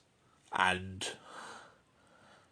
does it really bring closure to any of their stories? No, but Thunderbirds didn't have story arcs like that, so it doesn't need to bring them closure. What it does is just tell a really entertaining adventure story with a really good action climax that works. So yeah. Yeah, I think it's a lot of fun. So yeah. If you watch Thunderbirds and you get invested in it, try the movies out. And yeah, I think you might like them, especially I think you might like Thunderbird 6. There's one more continuation of Thunderbirds, which I just want to briefly mention. I'm not going to delve into it because I haven't actually seen it. But Japan, Thunderbirds became very, very popular. The use of the miniature filmmaking and the visual effects style, the real special effects that they were using in Thunderbirds is very similar to the Japanese genre of tokusatsu, which is more popularly exemplified by kaiju films like Godzilla and superhero shows such as Super Sentai, which became Power Rangers over in America. And tokusatsu filmmaking, or visual filmmaking, I think it stands for special effects filming. Basically, Thunderbirds became quite a good example of that. And so, obviously, as you can imagine, Thunderbirds is quite popular in Japan. As a result, certain shows were inspired by it. Japanese, they did their own Supermarionation shows, for example. Complete with puppets in the 60s, inspired by the sort of things that they saw in Thunderbirds. But also, there was an anime series called Scientific Rescue Team Techno Voyager, which, when it was dubbed into English, was loosely inspired by the original Thunderbirds.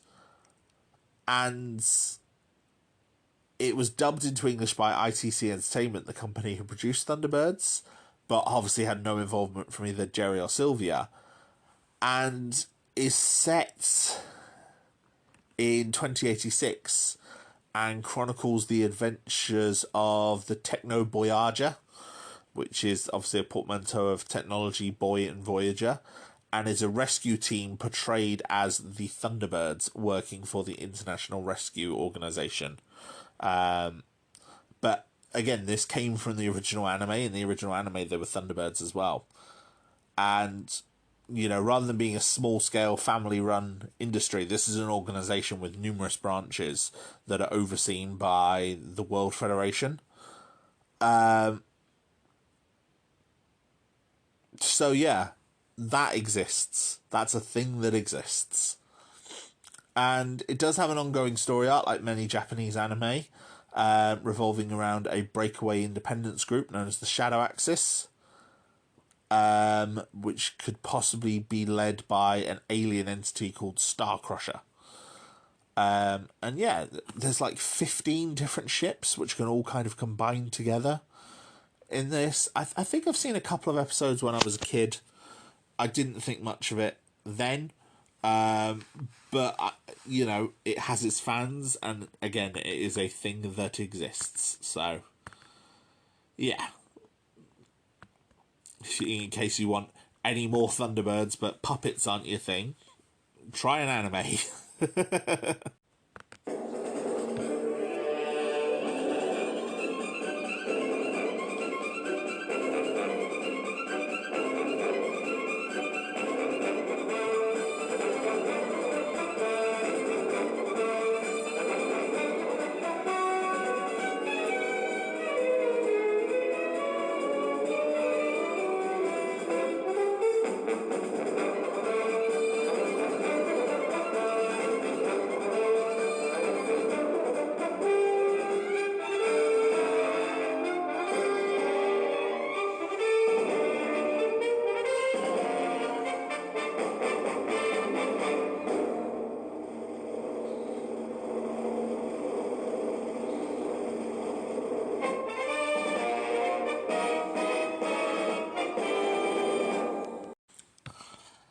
And now to discuss the darkest part of Thunderbirds history, the 2004 film.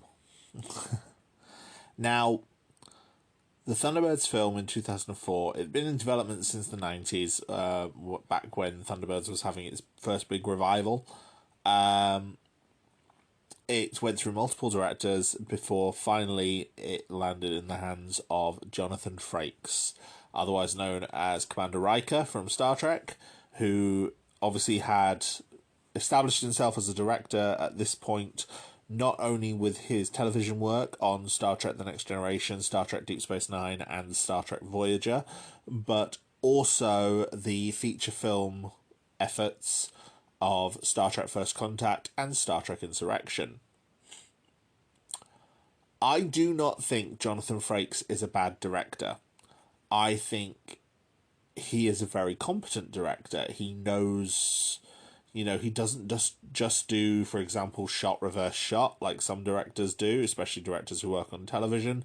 He is quite aware of where to place a camera and how to, you know, how to get the shot he wants. He's also known for being very quick because he started directing working on television where timing was a factor. So he's a remarkably quick director.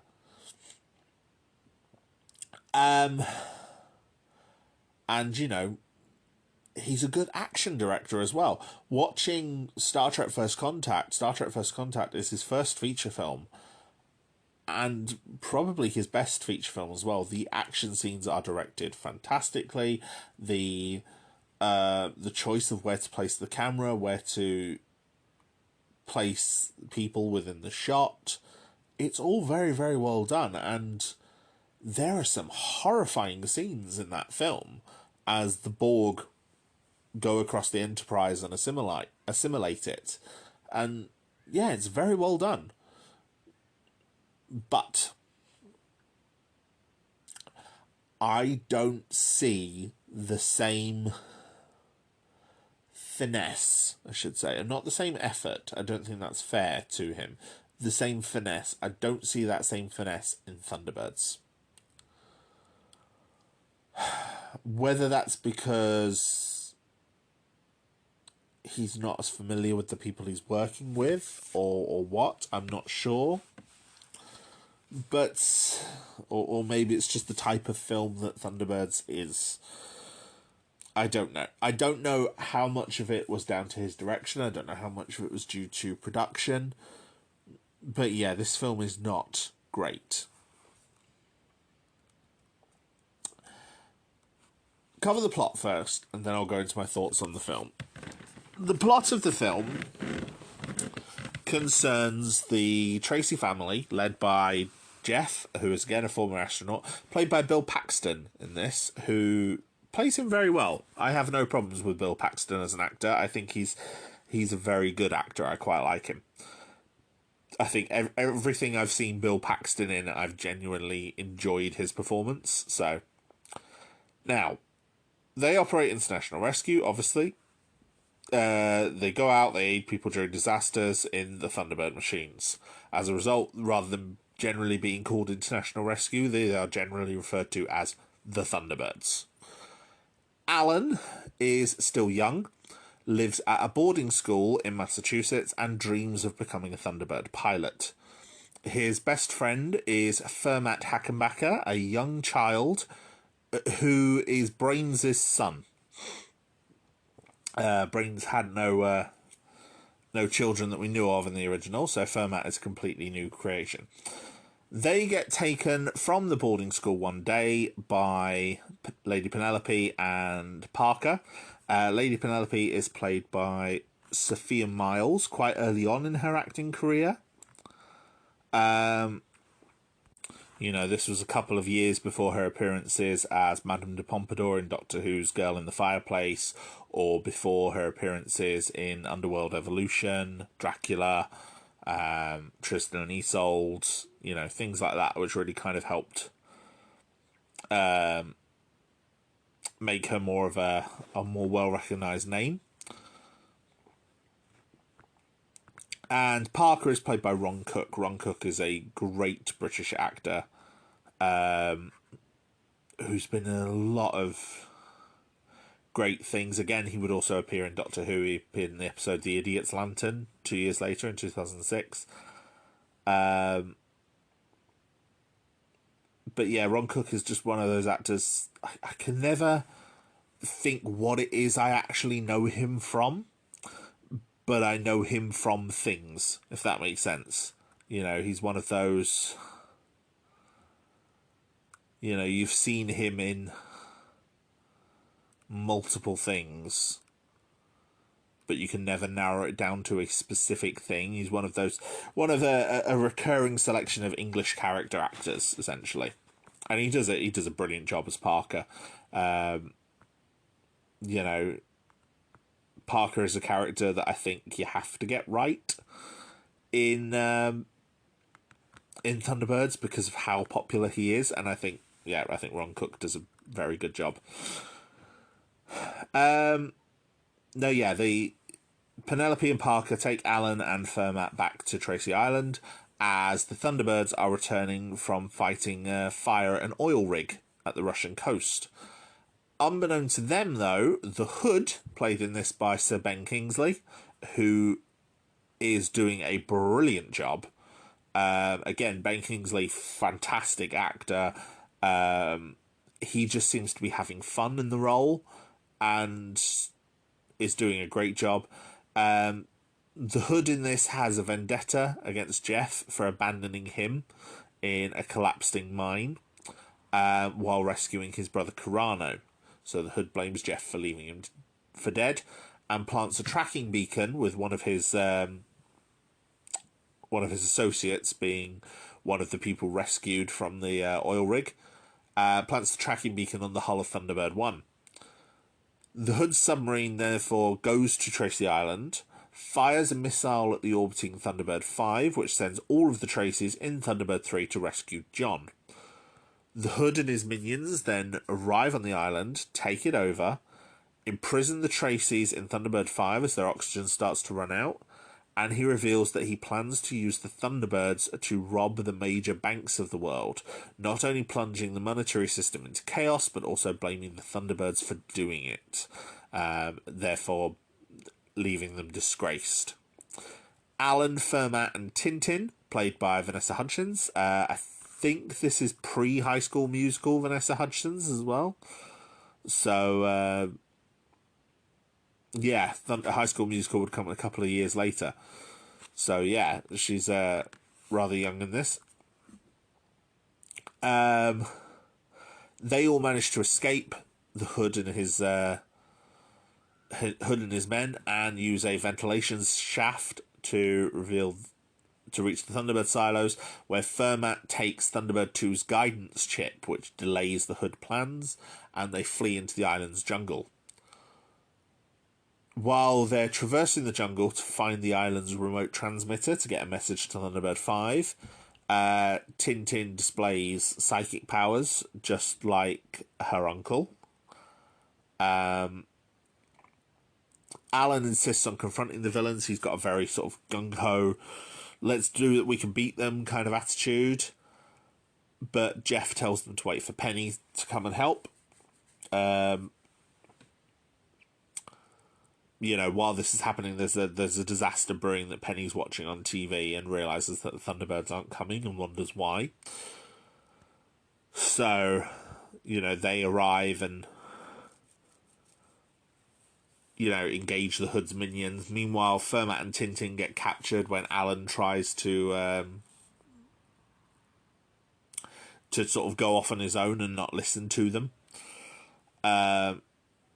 Giving him a sort of, like an arc of stop trying to think so self-centeredly, be part of a team kind of thing. The Hood forces Alan to give the guidance chip, when Alan comes to try and rescue his friends, and he ends up locking all of them. So Brains, the Carranos, because there's Carrano and his wife in this. Alan, Tintin, Brains, Fermat, Penelope, Parker. He locks them all in a big walk-in freezer on the island, and they launch Thunderbird 2 to London and use the mole to dig into the Bank of London. While doing so, they also damage the monorail line above the Thames as they drill into the vaults as they go under the Thames. Alan and company manage to escape with the ridiculous help of Parker's nefarious safe-cracking skills and Penelope's underwire, which she insists in quite a cringeworthy line she didn't need anyway. The company managed to, Alan, the kids take Thunderbird 1, contact the Traceys. The Traceys regain Thunderbird 5, and they get their oxygen back and start. They managed to launch Thunderbird 3 so they can come down because they were, locked out by the Hood's men. Alan and the others save the monorail in Thunderbird 4, and then go into the bank vault along with Jeff. Parker's with them as well, and Penelope. So, yeah, they save the submerged monorail car in Thunderbird 4. They pursue the Hood. Fermat, Tintin, and Parker take down his henchmen. The Hood locks Jeff and Lady Penelope in the vault and challenges Alan to defeat him. And Alan ends up dangling from a catwalk over the mole, which is now active, so the drills are spinning. But Tintin appears and uses her own psychic powers to defeat the Hood. The Hood taunts Alan to let him die, just as his father did. But Alan, who now knows after speaking to Jeff that though Jeff had tried to save him and was just unsuccessful, rescues the Hood, despite everything the Hood's done. The Hood and his minions get arrested, and the Traceys return to their island. Alan, Fermat, and Tintin get inducted as official members of International Rescue and depart for their first mission. Big, celebratory kind of thing. It's a nice coming-of-age story for kids, but yes, it does have issues. Let's get into the issues, shall we? One of the biggest things that stood out for me when I rewatched it recently is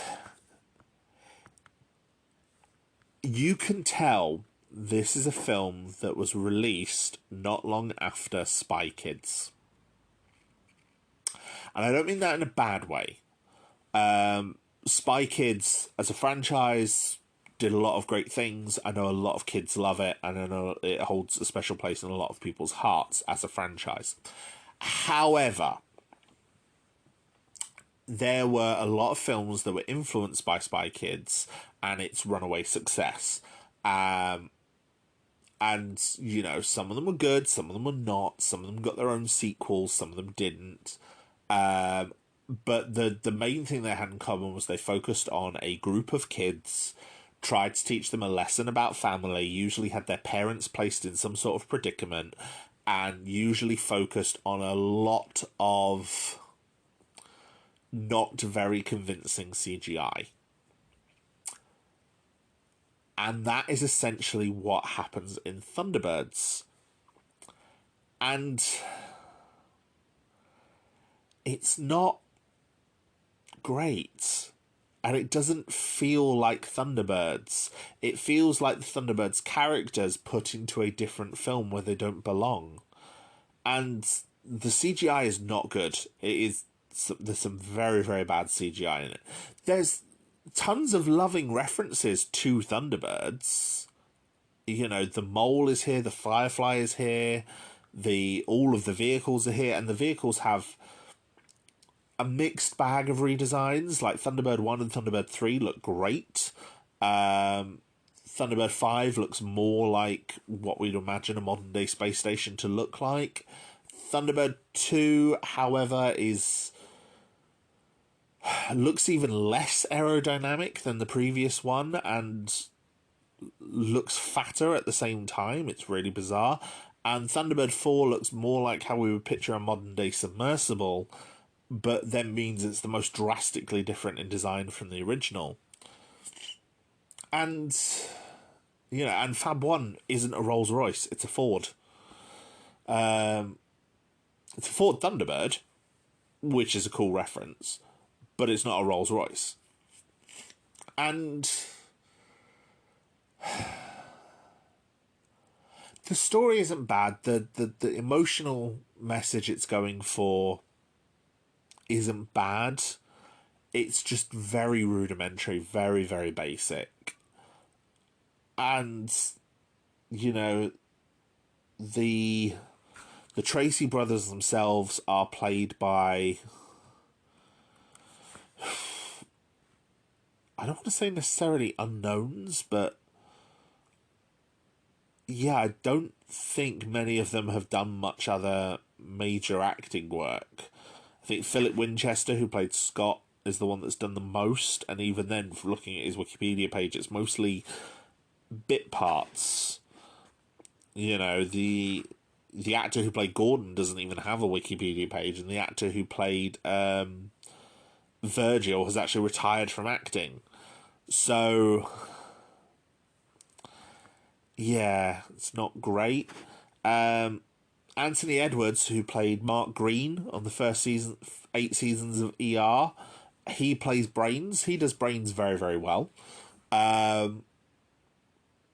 There's a nice little reference at one point where he walks like how people interpreted the puppets to walk, although it's not how the puppets actually walked. There was a stage show performed by a couple of mime artists where they kind of mimed the puppets walking, and they over-exemplified it. So essentially, while he's under the hood's mind control, Brains walks like that. And it's not quite how the puppets moved, but it's more how the mime artists on the stage show moved. And I saw that stage show when I was a kid. It was a good stage show. I liked it. It was very popular in the 90s. You know, people walking around with the actual Thunderbird ships on their head while dressed in the costume, making the noises. It was hilarious. But is it a great film? No. It was not successful. It was a bomb. It was a huge bomb. And it essentially destroyed Jonathan Frakes' directing career, which I don't think is fair. Jonathan Frakes, like I said, he's not a bad director. He's a very competent director, and I think but he never directed another feature film ever again. The film holds a 19% Rotten rating on Rotten Tomatoes, where it describes it as a live-action cartoon for kids, which isn't wrong. That is how it feels. It has cartoon sound effects, for example. It even has, at one point, Fermat reaches his hand to grab Thunderbird 2's levers, ready to use it with Alan, and it's a puppet hand. Mimicking the fact that the puppets would have realistic hands whenever they were performing an intricate action. Because it would be a real person in a replica of the costume with, a prop. Yeah. Gerry Anderson was originally invited to do act as a creative consultant, but got left out when the studio felt there were enough employees as part of the creative team. They then offered him money to attend the premiere. They offered him $750,000. But he said he couldn't accept money from people he hadn't worked for, which is amazing. How many people are there in Hollywood with that integrity? He eventually saw the film on DVD and was very disappointed. He declared it was disgraceful that such a huge amount of money was spent with people who had no idea what Thunderbirds was about and what made it tick, and he later described it as the biggest load of crap I have ever seen in my entire life. Sylvia Anderson, they'd separated for years by this point. Sylvia Anderson was the one who was responsible for most of the character development in Thunderbirds. She got given a private screening of the film, and she was much more positive about it than Gerry was. She said, "I felt that it had been on a wonderful Thunderbirds adventure. You, the fans, will, I'm sure, appreciate the sensitive adaptation, and I'm personally thrilled that the production team have paid us the great compliment of bringing to life our initial concept for the big screen. If we had made it ourselves, and we have had over 30 years to do it, we could not have improved on this new version. It is a great tribute to the original creative team who inspired the movie all those years ago. It was a personal thrill for me to see my characters come to life on the big screen." And I like that quote because she's just proud that more people are experiencing it. Even though it's different to what she created, she's proud that it inspired something that hopefully people will like. And I'm sure this film does have fans. And I'm sure kids... I'm pretty sure that some kids at the time loved it. And, fair play to them. And, yeah, I'm not a huge fan of it. But I do think it definitely had an effect on what was to come with Thunderbirds, for better or worse. And yeah, it's not a great film, but I don't think it necessarily deserves some of the hate it gets. Especially Jonathan Frakes as director, but also the the lambasting of it. It's if you go into it with the mindset of it's an adaptation of Thunderbirds, and that it's very, very different from what you experienced before, I'm sure you'll probably enjoy it. But it wouldn't be the first thing in the franchise I'd recommend to anyone. However, the theme song, Thunderbirds Are Go, performed by Busted, that is a banger. That is a brilliant song. Love it. Loved Busted back in the day. And yeah, that song is fantastic. 5, 4, 3, 1.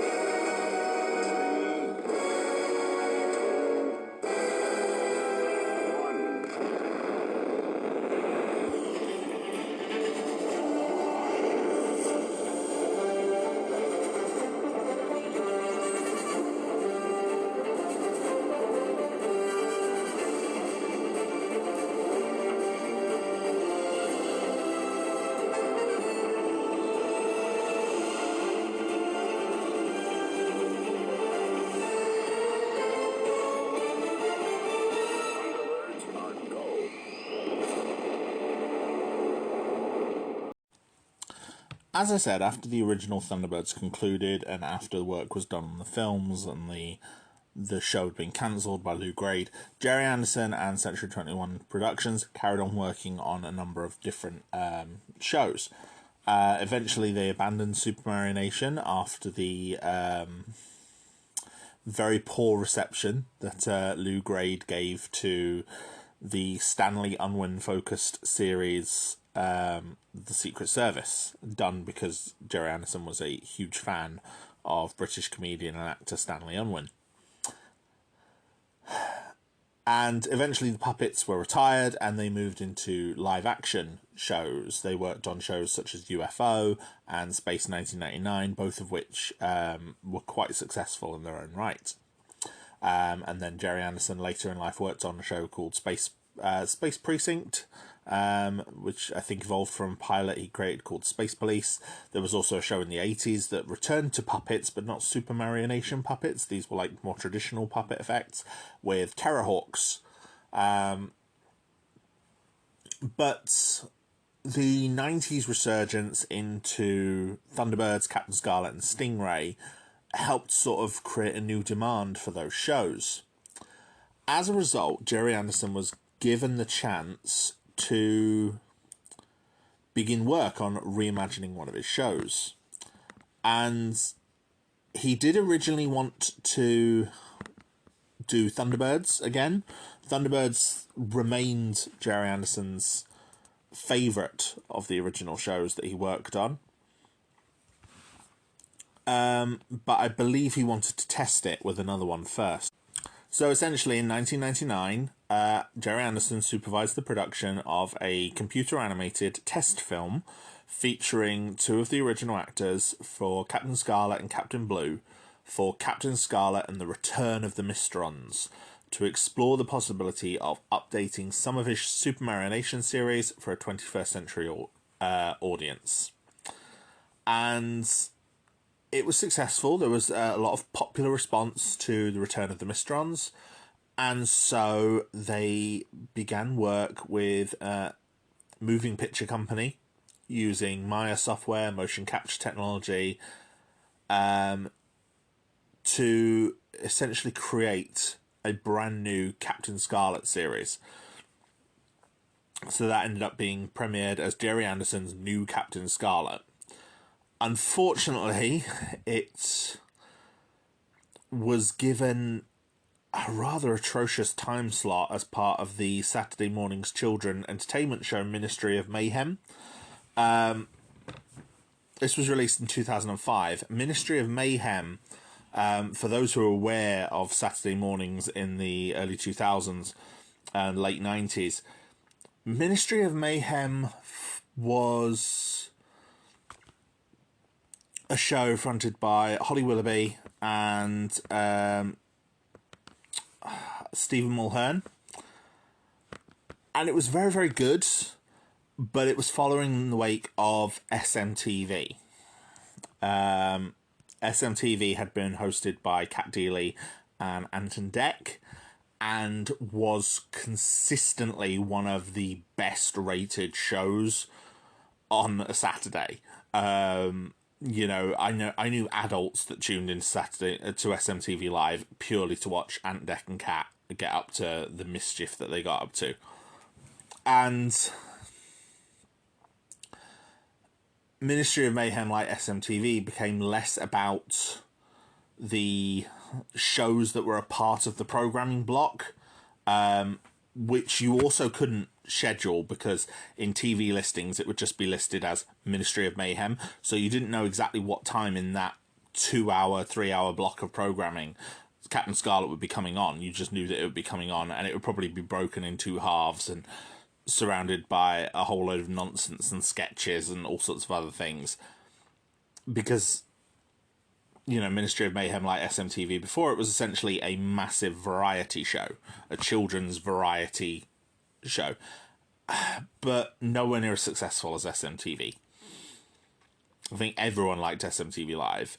No one really had an interest in Ministry of Mayhem. I know I was a bit too old for it by that point, and obviously, you know, the thing SMTV Live that it was following was famous for having shows like Pokemon. And yeah, Ministry of Mayhem did not. So yeah. So Captain Scarlet, well, from what I can tell, new Captain Scarlet was very well received by viewers and fans and new fans as well as original ones.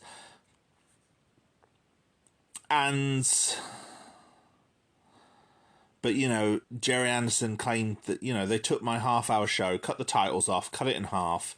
It wasn't listed, so people who watched Ministry of Mayhem had to wait and watch all the nonsense going on before the first half. And when it finished, they didn't say if there was a second half or when it was going to start. And after they had shown all the episodes, legally it had to be cited as a repeat, so it never had a premiere. It just broke my heart. And I completely agree with him.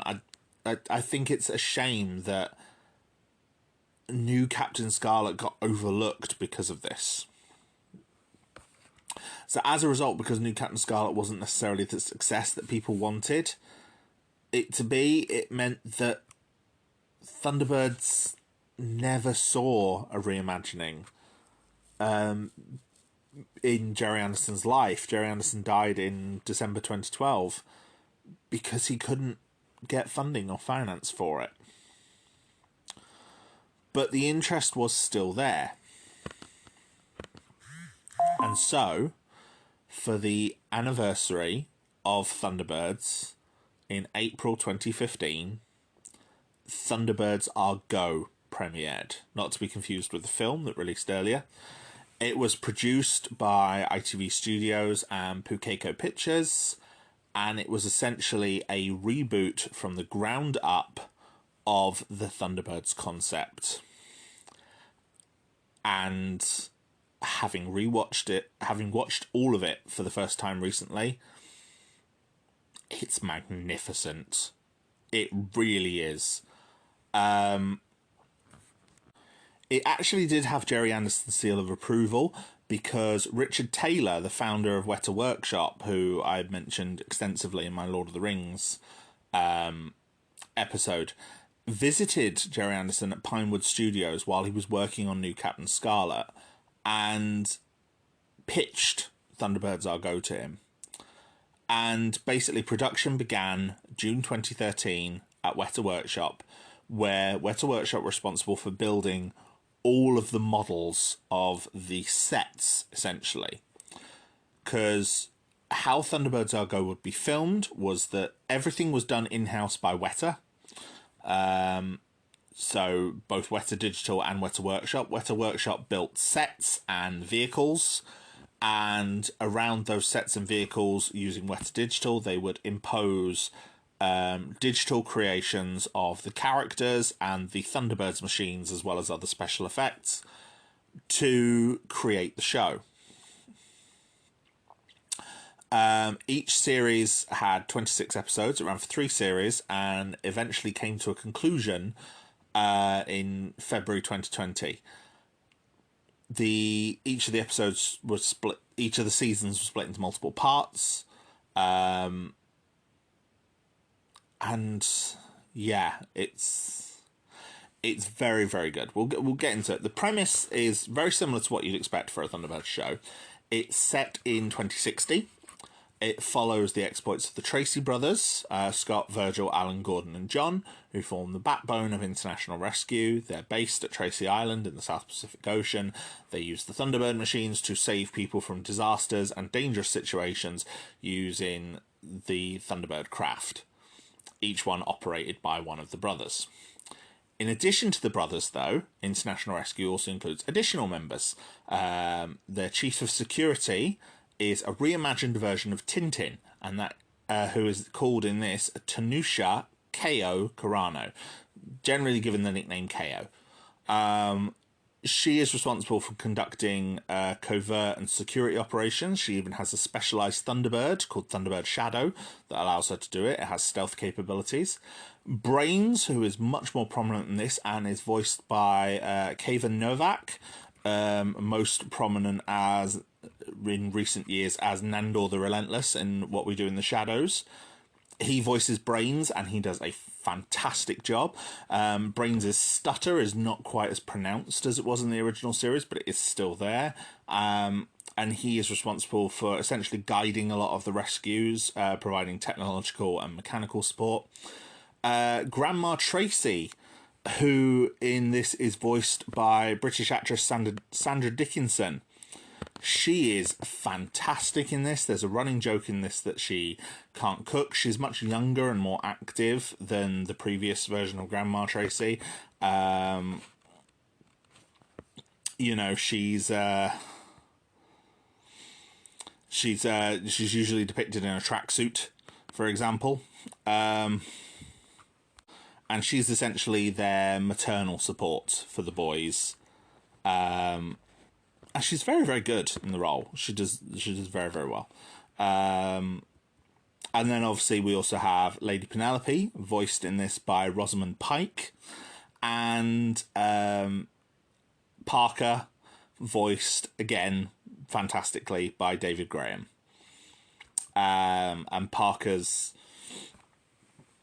past as a former thief and a former ne'er-do-well is much more prominent in this. He sort of joins Penelope in spy work and espionage work. And yeah, it's a lot of fun.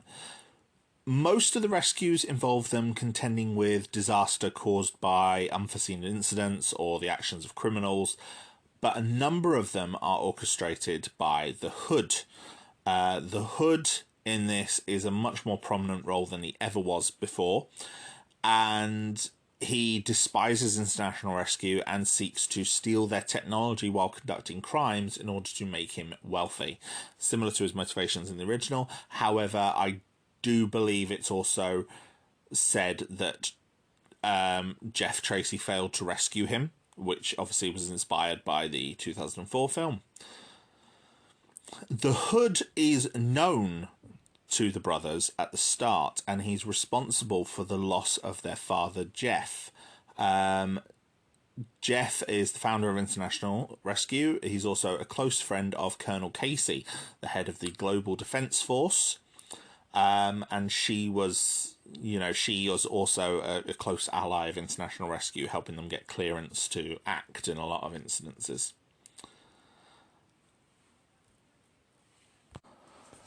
So Jeff being missing is obviously one of the biggest deviations from the original.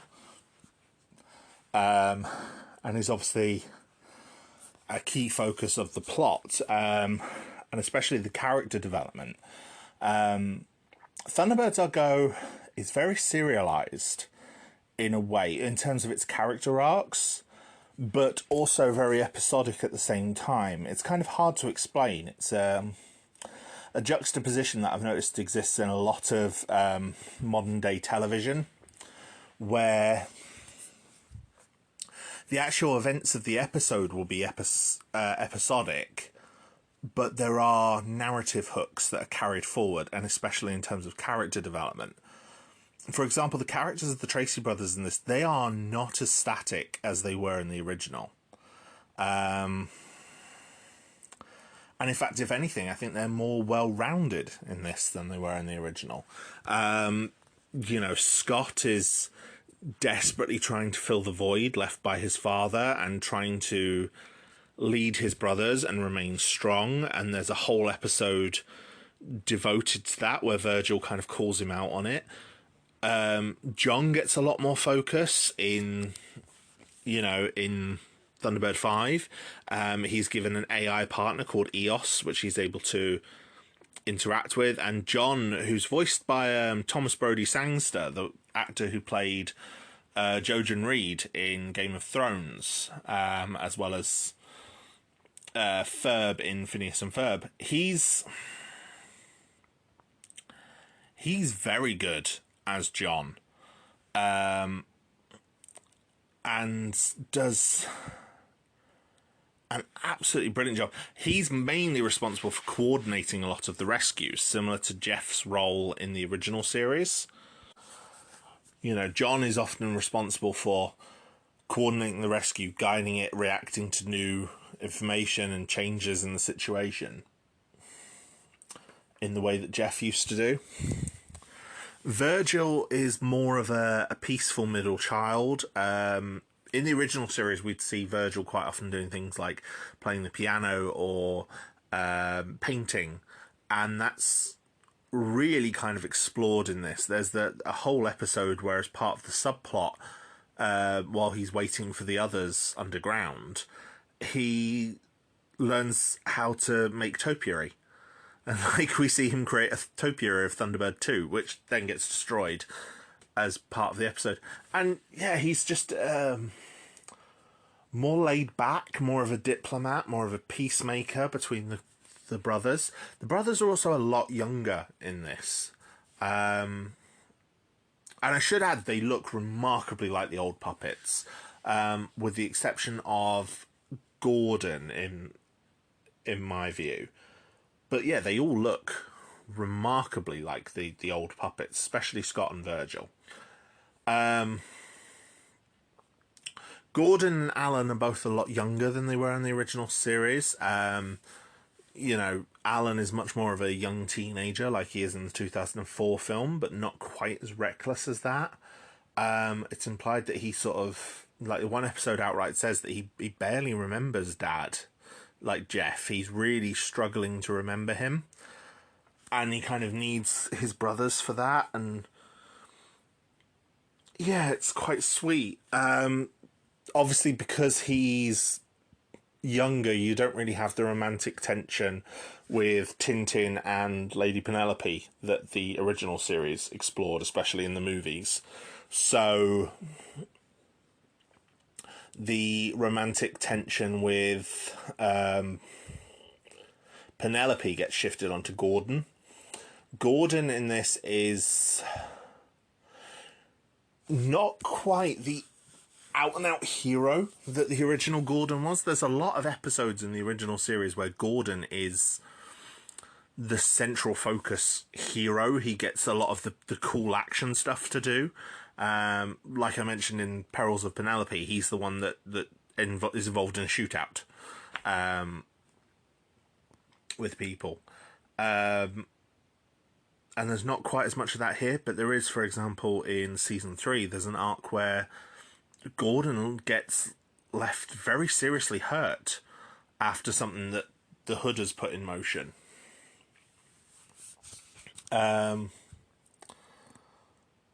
But yeah, it's very interesting. The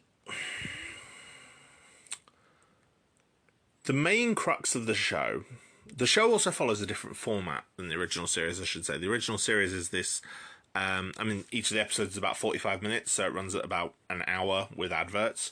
These ones average about 20 minutes, 25 minutes, and that's because they then make half an hour with an adverts. And it does mean that a lot of things happen very quickly. There are multiple part episodes, quite a few of them actually. Like the opening episode is a two-parter with 2 separate rescues. There's also, because of the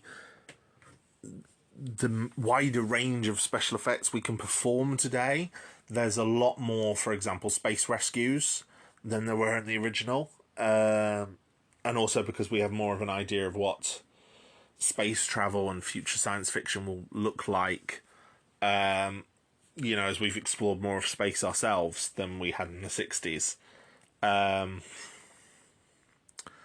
That's kind of taken into account. So Thunderbird 3 gets used on rescues quite a lot in this, whereas it's only in a handful of rescues in the original series. Thunderbird 4 also gets quite a lot of rescues as well. But again, greater knowledge of what the ocean depths are like plays a part. Like, they explore crush depth and the idea of, not being able to survive outside of Thunderbird 4 without a highly pressurized suit. And the time limit that would give you is explored. So many of the rescues in this do focus or include elements from the original series while centering on new characters. So, for example, there's one quite prominent episode where which is basically a remake of the original series premiere, the Trapped in the Sky with Fire Flash, and features a very modern take on its plot, where KO is on the plane, just as Tintin was in the original.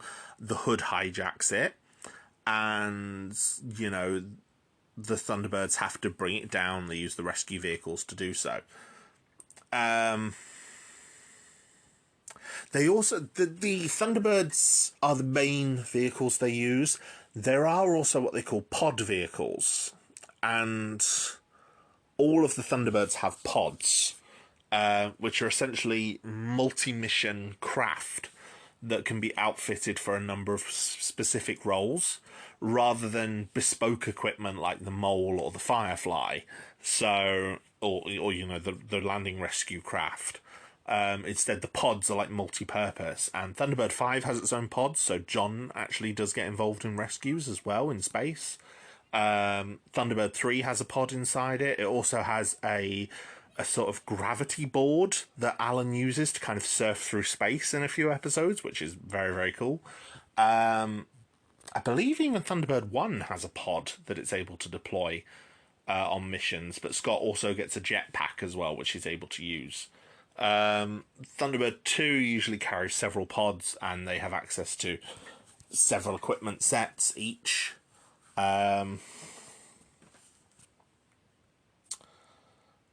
So yeah, the only kind of bespoke rescue vehicle that would be carried in Thunderbird 3 is Thunderbird 4. In Thunderbird 2, sorry, is Thunderbird 4. But yeah, it's... so that's an interesting change. They also... A lot of episodes also feature unique characters that only have one appearance. However, several that are created for Thunderbirds Are Go do have recurring appearances, with them being put in new situations that they need rescuing from again. However,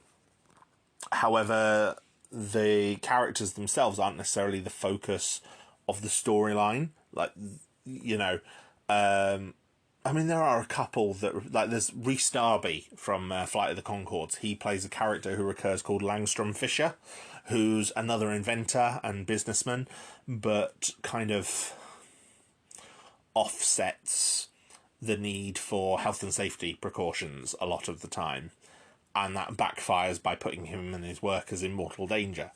So the Thunderbirds then have to rescue him.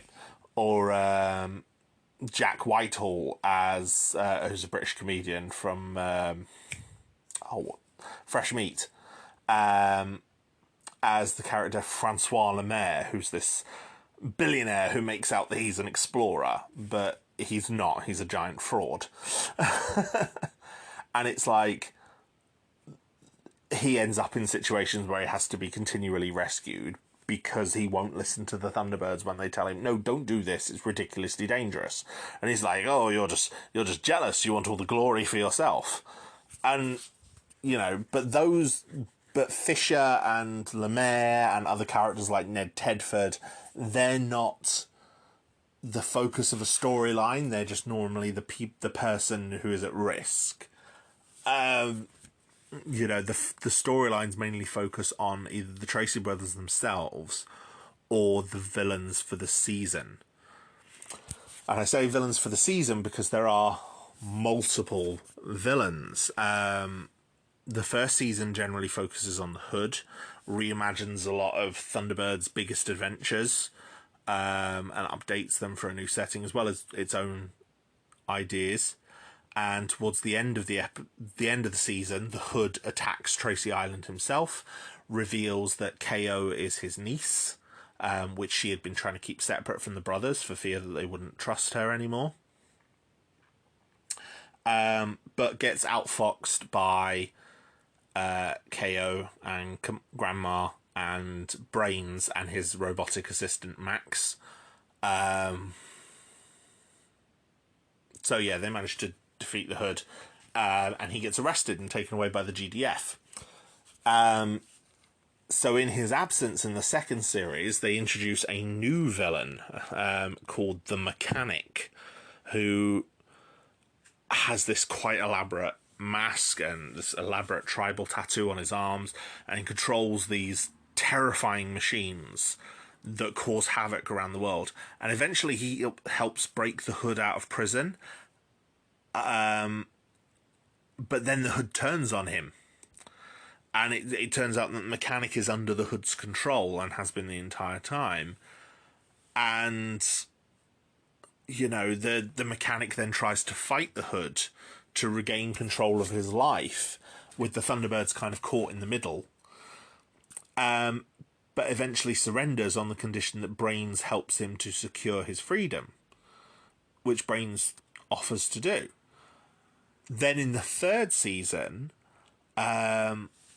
after, you know, with the Hood free, the Hood forms a pair of villains together called the Chaos Crew, and they're two siblings called Havoc and Fuse, and the Hood basically sends them on missions to create worldwide chaos and cause problems for both the GDF and International Rescue. But at the same time as dealing with them, the Tracy brothers also learn that Jeff might possibly be alive. They learn that he tried to stop the Hood from stealing Zero X during its maiden flight, and it was testing like this advanced space travel engine, and the Zero X was presumed destroyed. The Hood escaped. Jeff Tracy was presumed killed. However, while during a space mission, they pick up a general distress signal through a robot who is an adaptation of a robot character that Brains created called Brahman in the original series. And Brahman in this has picked up a distress call, which is why he's brought this colony ship back to Earth prematurely. So after they save the colony ship, they then save Brahman, and they learn that the distress signal was actually picked up on the outer edges of the solar system, and it was picked up by Jeff. It was transmitted by Jeff Tracy, and they find, you know, that then leads them to an adventure where they find the Zero X escape pod that the Hood used, and that's where they find out that no, there's an alternate angle of the Zero X's destruction, which reveals that no, it didn't actually get destroyed. The drive, the acceleration drive to propel it worked, and it was sent into the Oort cloud, which is the cloud of debris at the outer edges of the solar system. And the Zero X was lost out there, and Jeff is presumably still on it. And so the Thunderbirds work together. They build a brand new Zero X. They get the Mechanic to help them build a new engine. So we learn that the Mechanic built the original hyperdrive engine for the Zero X, and they build the Zero XL, which is essentially all of the Thunderbird craft, I think except for Shadow, combined together with a Zero X, including Thunderbird 5, that jumps to the outer edge of the solar system to find Jeff Tracy. And in the final two episodes, they find Jeff Tracy. Jeff Tracy, played by Lee Majors, you know, famous for playing the $6 Million Man. And yeah, they find Jeff Tracy and they bring him home. And not only do they bring him home, they also capture the Hood, because the Hood follows them out as well. And they capture the Hood and surrender him to the GDF. I think the Chaos Crew escape, but by that point, I mean, season 3 was released in 3 chunks across 2018, 2019, and 2020, and the series came to a close, and it was a perfect place to end it. Like, those final 2 episodes are brilliant. They're called The Longest Reach, I believe, and yeah, they are just lovely, lovely episodes. As, you know, the crew get, you know, they bring Jeff Tracy home, And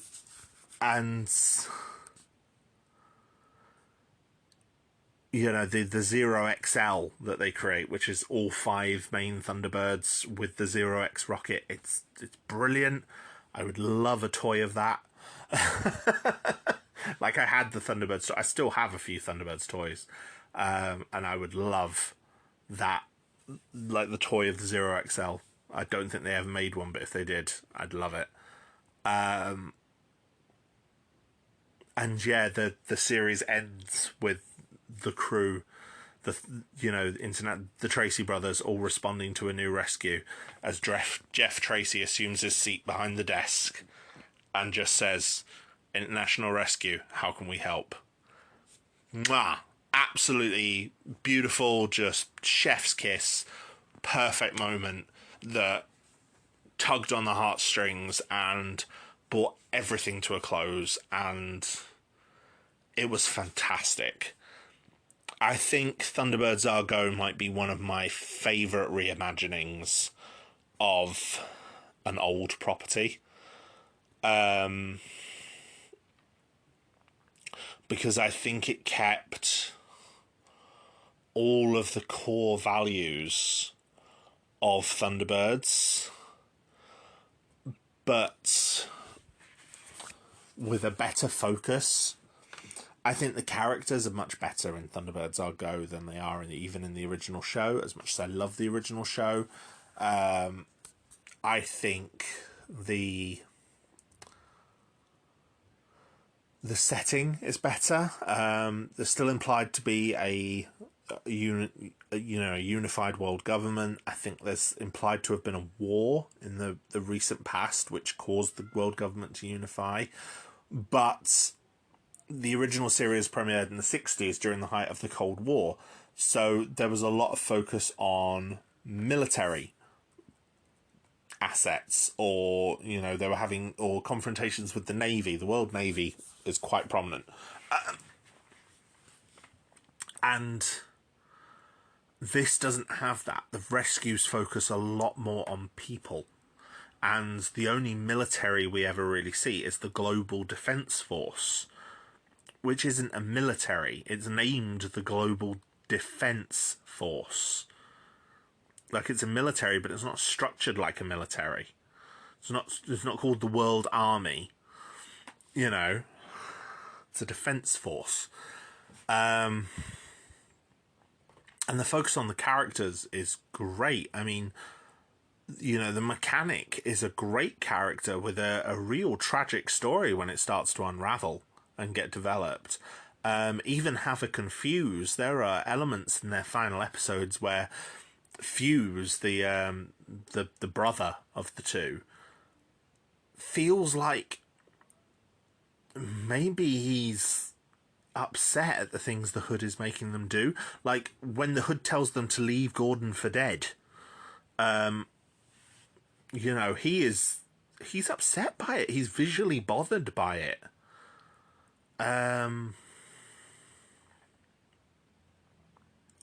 So yeah, and it's a great updating of the show, and the Thunderbird craft all look like the originals. I think the only one that doesn't is Thunderbird 5, which again looks like a more modern space station, but still has a lot of the round designs. It looks like the original Thunderbird 5 kind of tilted on its side, to be honest, but with enough updates to make it more modern. But at the same time, as well as looking like the originals, they are updated. Like Thunderbird 3, its pylon struts can now come forward as like grasping arms to grab things in space, which is great. So yeah, I think it was a good show. I think it was a good ending.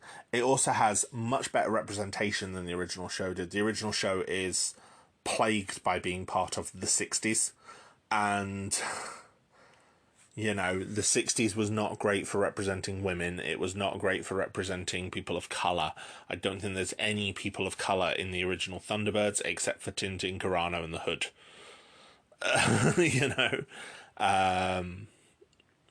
So, whereas in this, KO and Brains are both given are both non-white and both given much better representation. Penelope and KO both get a lot more to do, as does Grandma Tracy. Grandma Tracy is just a much better character in this than she is in the original. And Colonel Casey is also a woman and also a person of colour. So, again, another piece of great representation as, their strongest ally. Even the mechanic isn't white. He is a person of colour. So it's, as is Fuse as well, thinking about it. So yeah, it's just better representation all around. And I think that really helps. The people that they rescue, there are women, there are people of colour, there are kids. And it's all well done. Like one episode features 2 kids getting trapped inside a crab logger. A reference to the original crab logger from Path of Destruction. And one of the kids is disabled, but they're scouts, and they're trapped in the crab logger during a forest fire. So the Thunderbirds then have to come to rescue them. And it's just great. Representation is important. I am a strong proponent of representation, as you've probably gathered from my previous episodes, because it matters that people see people that resemble them, especially kids. And I think this show is a great reimagining of Thunderbirds that also includes more representation. But that's not the only reason why it's great. It's just one thing that definitely helps. And yeah, it's not often that I've watched a reimagining of something and thought, that is as good, if not better, than the original. I mean, it does happen sometimes. I mean, but, for example, I said in my Star Trek episode, for example, that I liked Star Trek Deep Space Nine much more than any other Star Trek. But Star Trek Deep Space Nine isn't a reimagining of the original series. It's inspired by it, but is something completely new. Whereas this is a reimagining of Thunderbirds. And it is great. Yeah, it is. It's great. I think all the cast do a brilliant job. And I think it is a hidden gem. Does all of it hold up necessarily for a watch as an adult? No, it is still it is a kid's show. But there are some great episodes there, and plenty to like. And it's funny as well. Like, not just is it heartwarming when it wants to be, or heartrending when it wants to be, but it's also funny. There are some really good jokes in it. Yeah. So yeah, I think Gerry Anderson would be very proud of it. I think Sylvia was a fan of it before she passed herself. In 2016, she even had a guest role in one of the episodes, playing Lady Penelope's Aunt Sylvia, where she was fantastic. So yeah, I think it's definitely worth a watch. Definitely.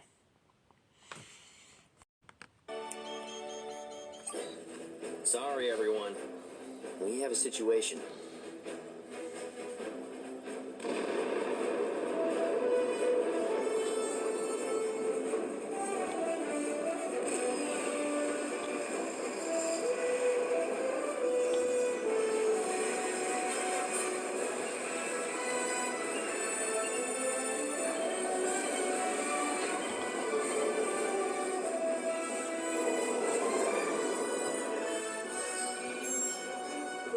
This is Jeff Tracy of International Rescue. How may we be of assistance?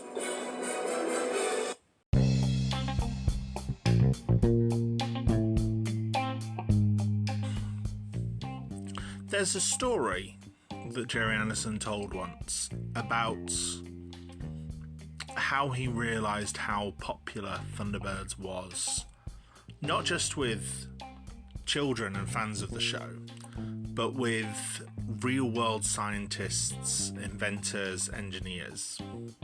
and he says it surprised him. Essentially, Gerry Anderson had an interest in aircraft from his boyhood days. His brother Lionel was a pilot in the RAF during World War II. That interest took him to Feltham, England, where the aircraft Concorde was being built, and a design engineer gave Gerry Anderson a tour of the facility. He quotes, "I was dreading that he would ask me what work I did, because here was a state-of-the-art aircraft, supersonic, and here I was, a filmmaker of puppet shows." Now, the engineer did indeed ask Anderson what he did for a living, but Anderson remained evasive until he finally offered only that he was in the film business, and finally later that he was a producer. The engineer persisted. "Finally, I mumbled Thunderbirds," says Anderson. The response was electric. "I was told, 'Don't move,' and he ran upstairs and all of the designers came down with him. They talked to me for an hour. All of them were fans. They even had a theory about how Thunderbird 2 would fly if it were built. Quite amazing. I thought they would all sort of laugh." In fact, when Concorde did actually make its maiden flight to Toulouse, France to be unveiled, it was greeted by the band of the Royal Marines striking up Barry Gray's Thunderbirds March, which was also performed by the band of the Royal Marines for the closing credits of the Thunderbirds Are Go film. Thunderbirds is a good show. It is a very impactful show. And I think if you are a fan of science fiction, the works of Gerry Anderson, including Thunderbirds, but not just Thunderbirds, all of them, are very much worth your time. They present a hopeful vision of the future in a similar way to Star Trek before them, which was also a contemporary, and ironically enough, also a comic strip that was published in TV Century 21. These shows present a positive vision of the future where people work together, where, technology is incapable of incredible feats, but also respected and revered. And I think that it is worth watching because of that. It's, in some respects, it's a very, very simple show.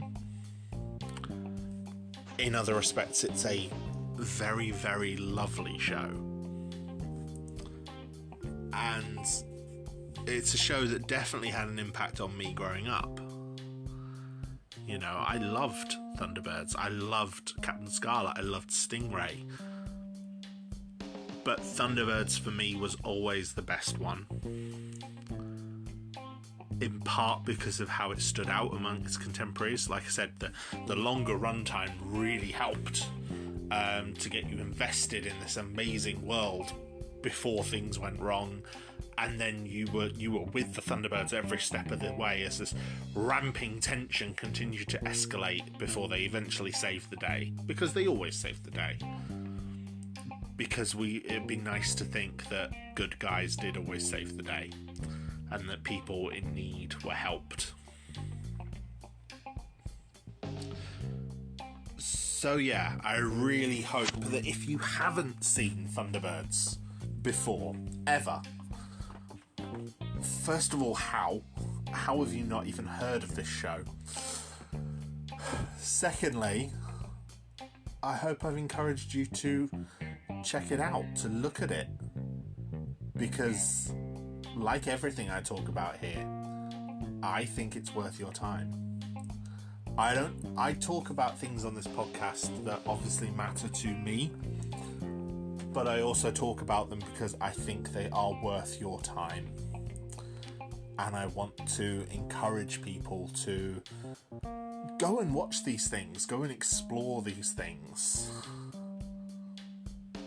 So yeah, if you have seen Thunderbirds, if you have seen Thunderbirds Are Go especially, please reach out to me at all the usual places. I would love to talk with you about it and see what your thoughts are. Let me know your favourite rescue, your favourite pilot, your favourite ship. You know. But until next time, stay safe, look after each other, look after your mental and physical health. Same as I always do. And if you are struggling ever, then reach out to someone. Someone, you know, people care. People will help you. You know.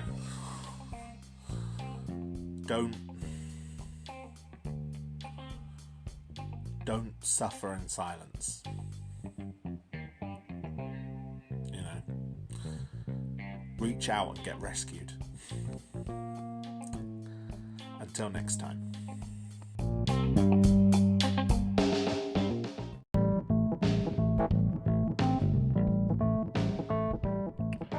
Thank you, my friends, for once again joining me on Garhdo Goes Geek. Your continued support for this podcast means the absolute world to me, and I am grateful for every single one of you who stays and listens to one of my episodes. It means the absolute world.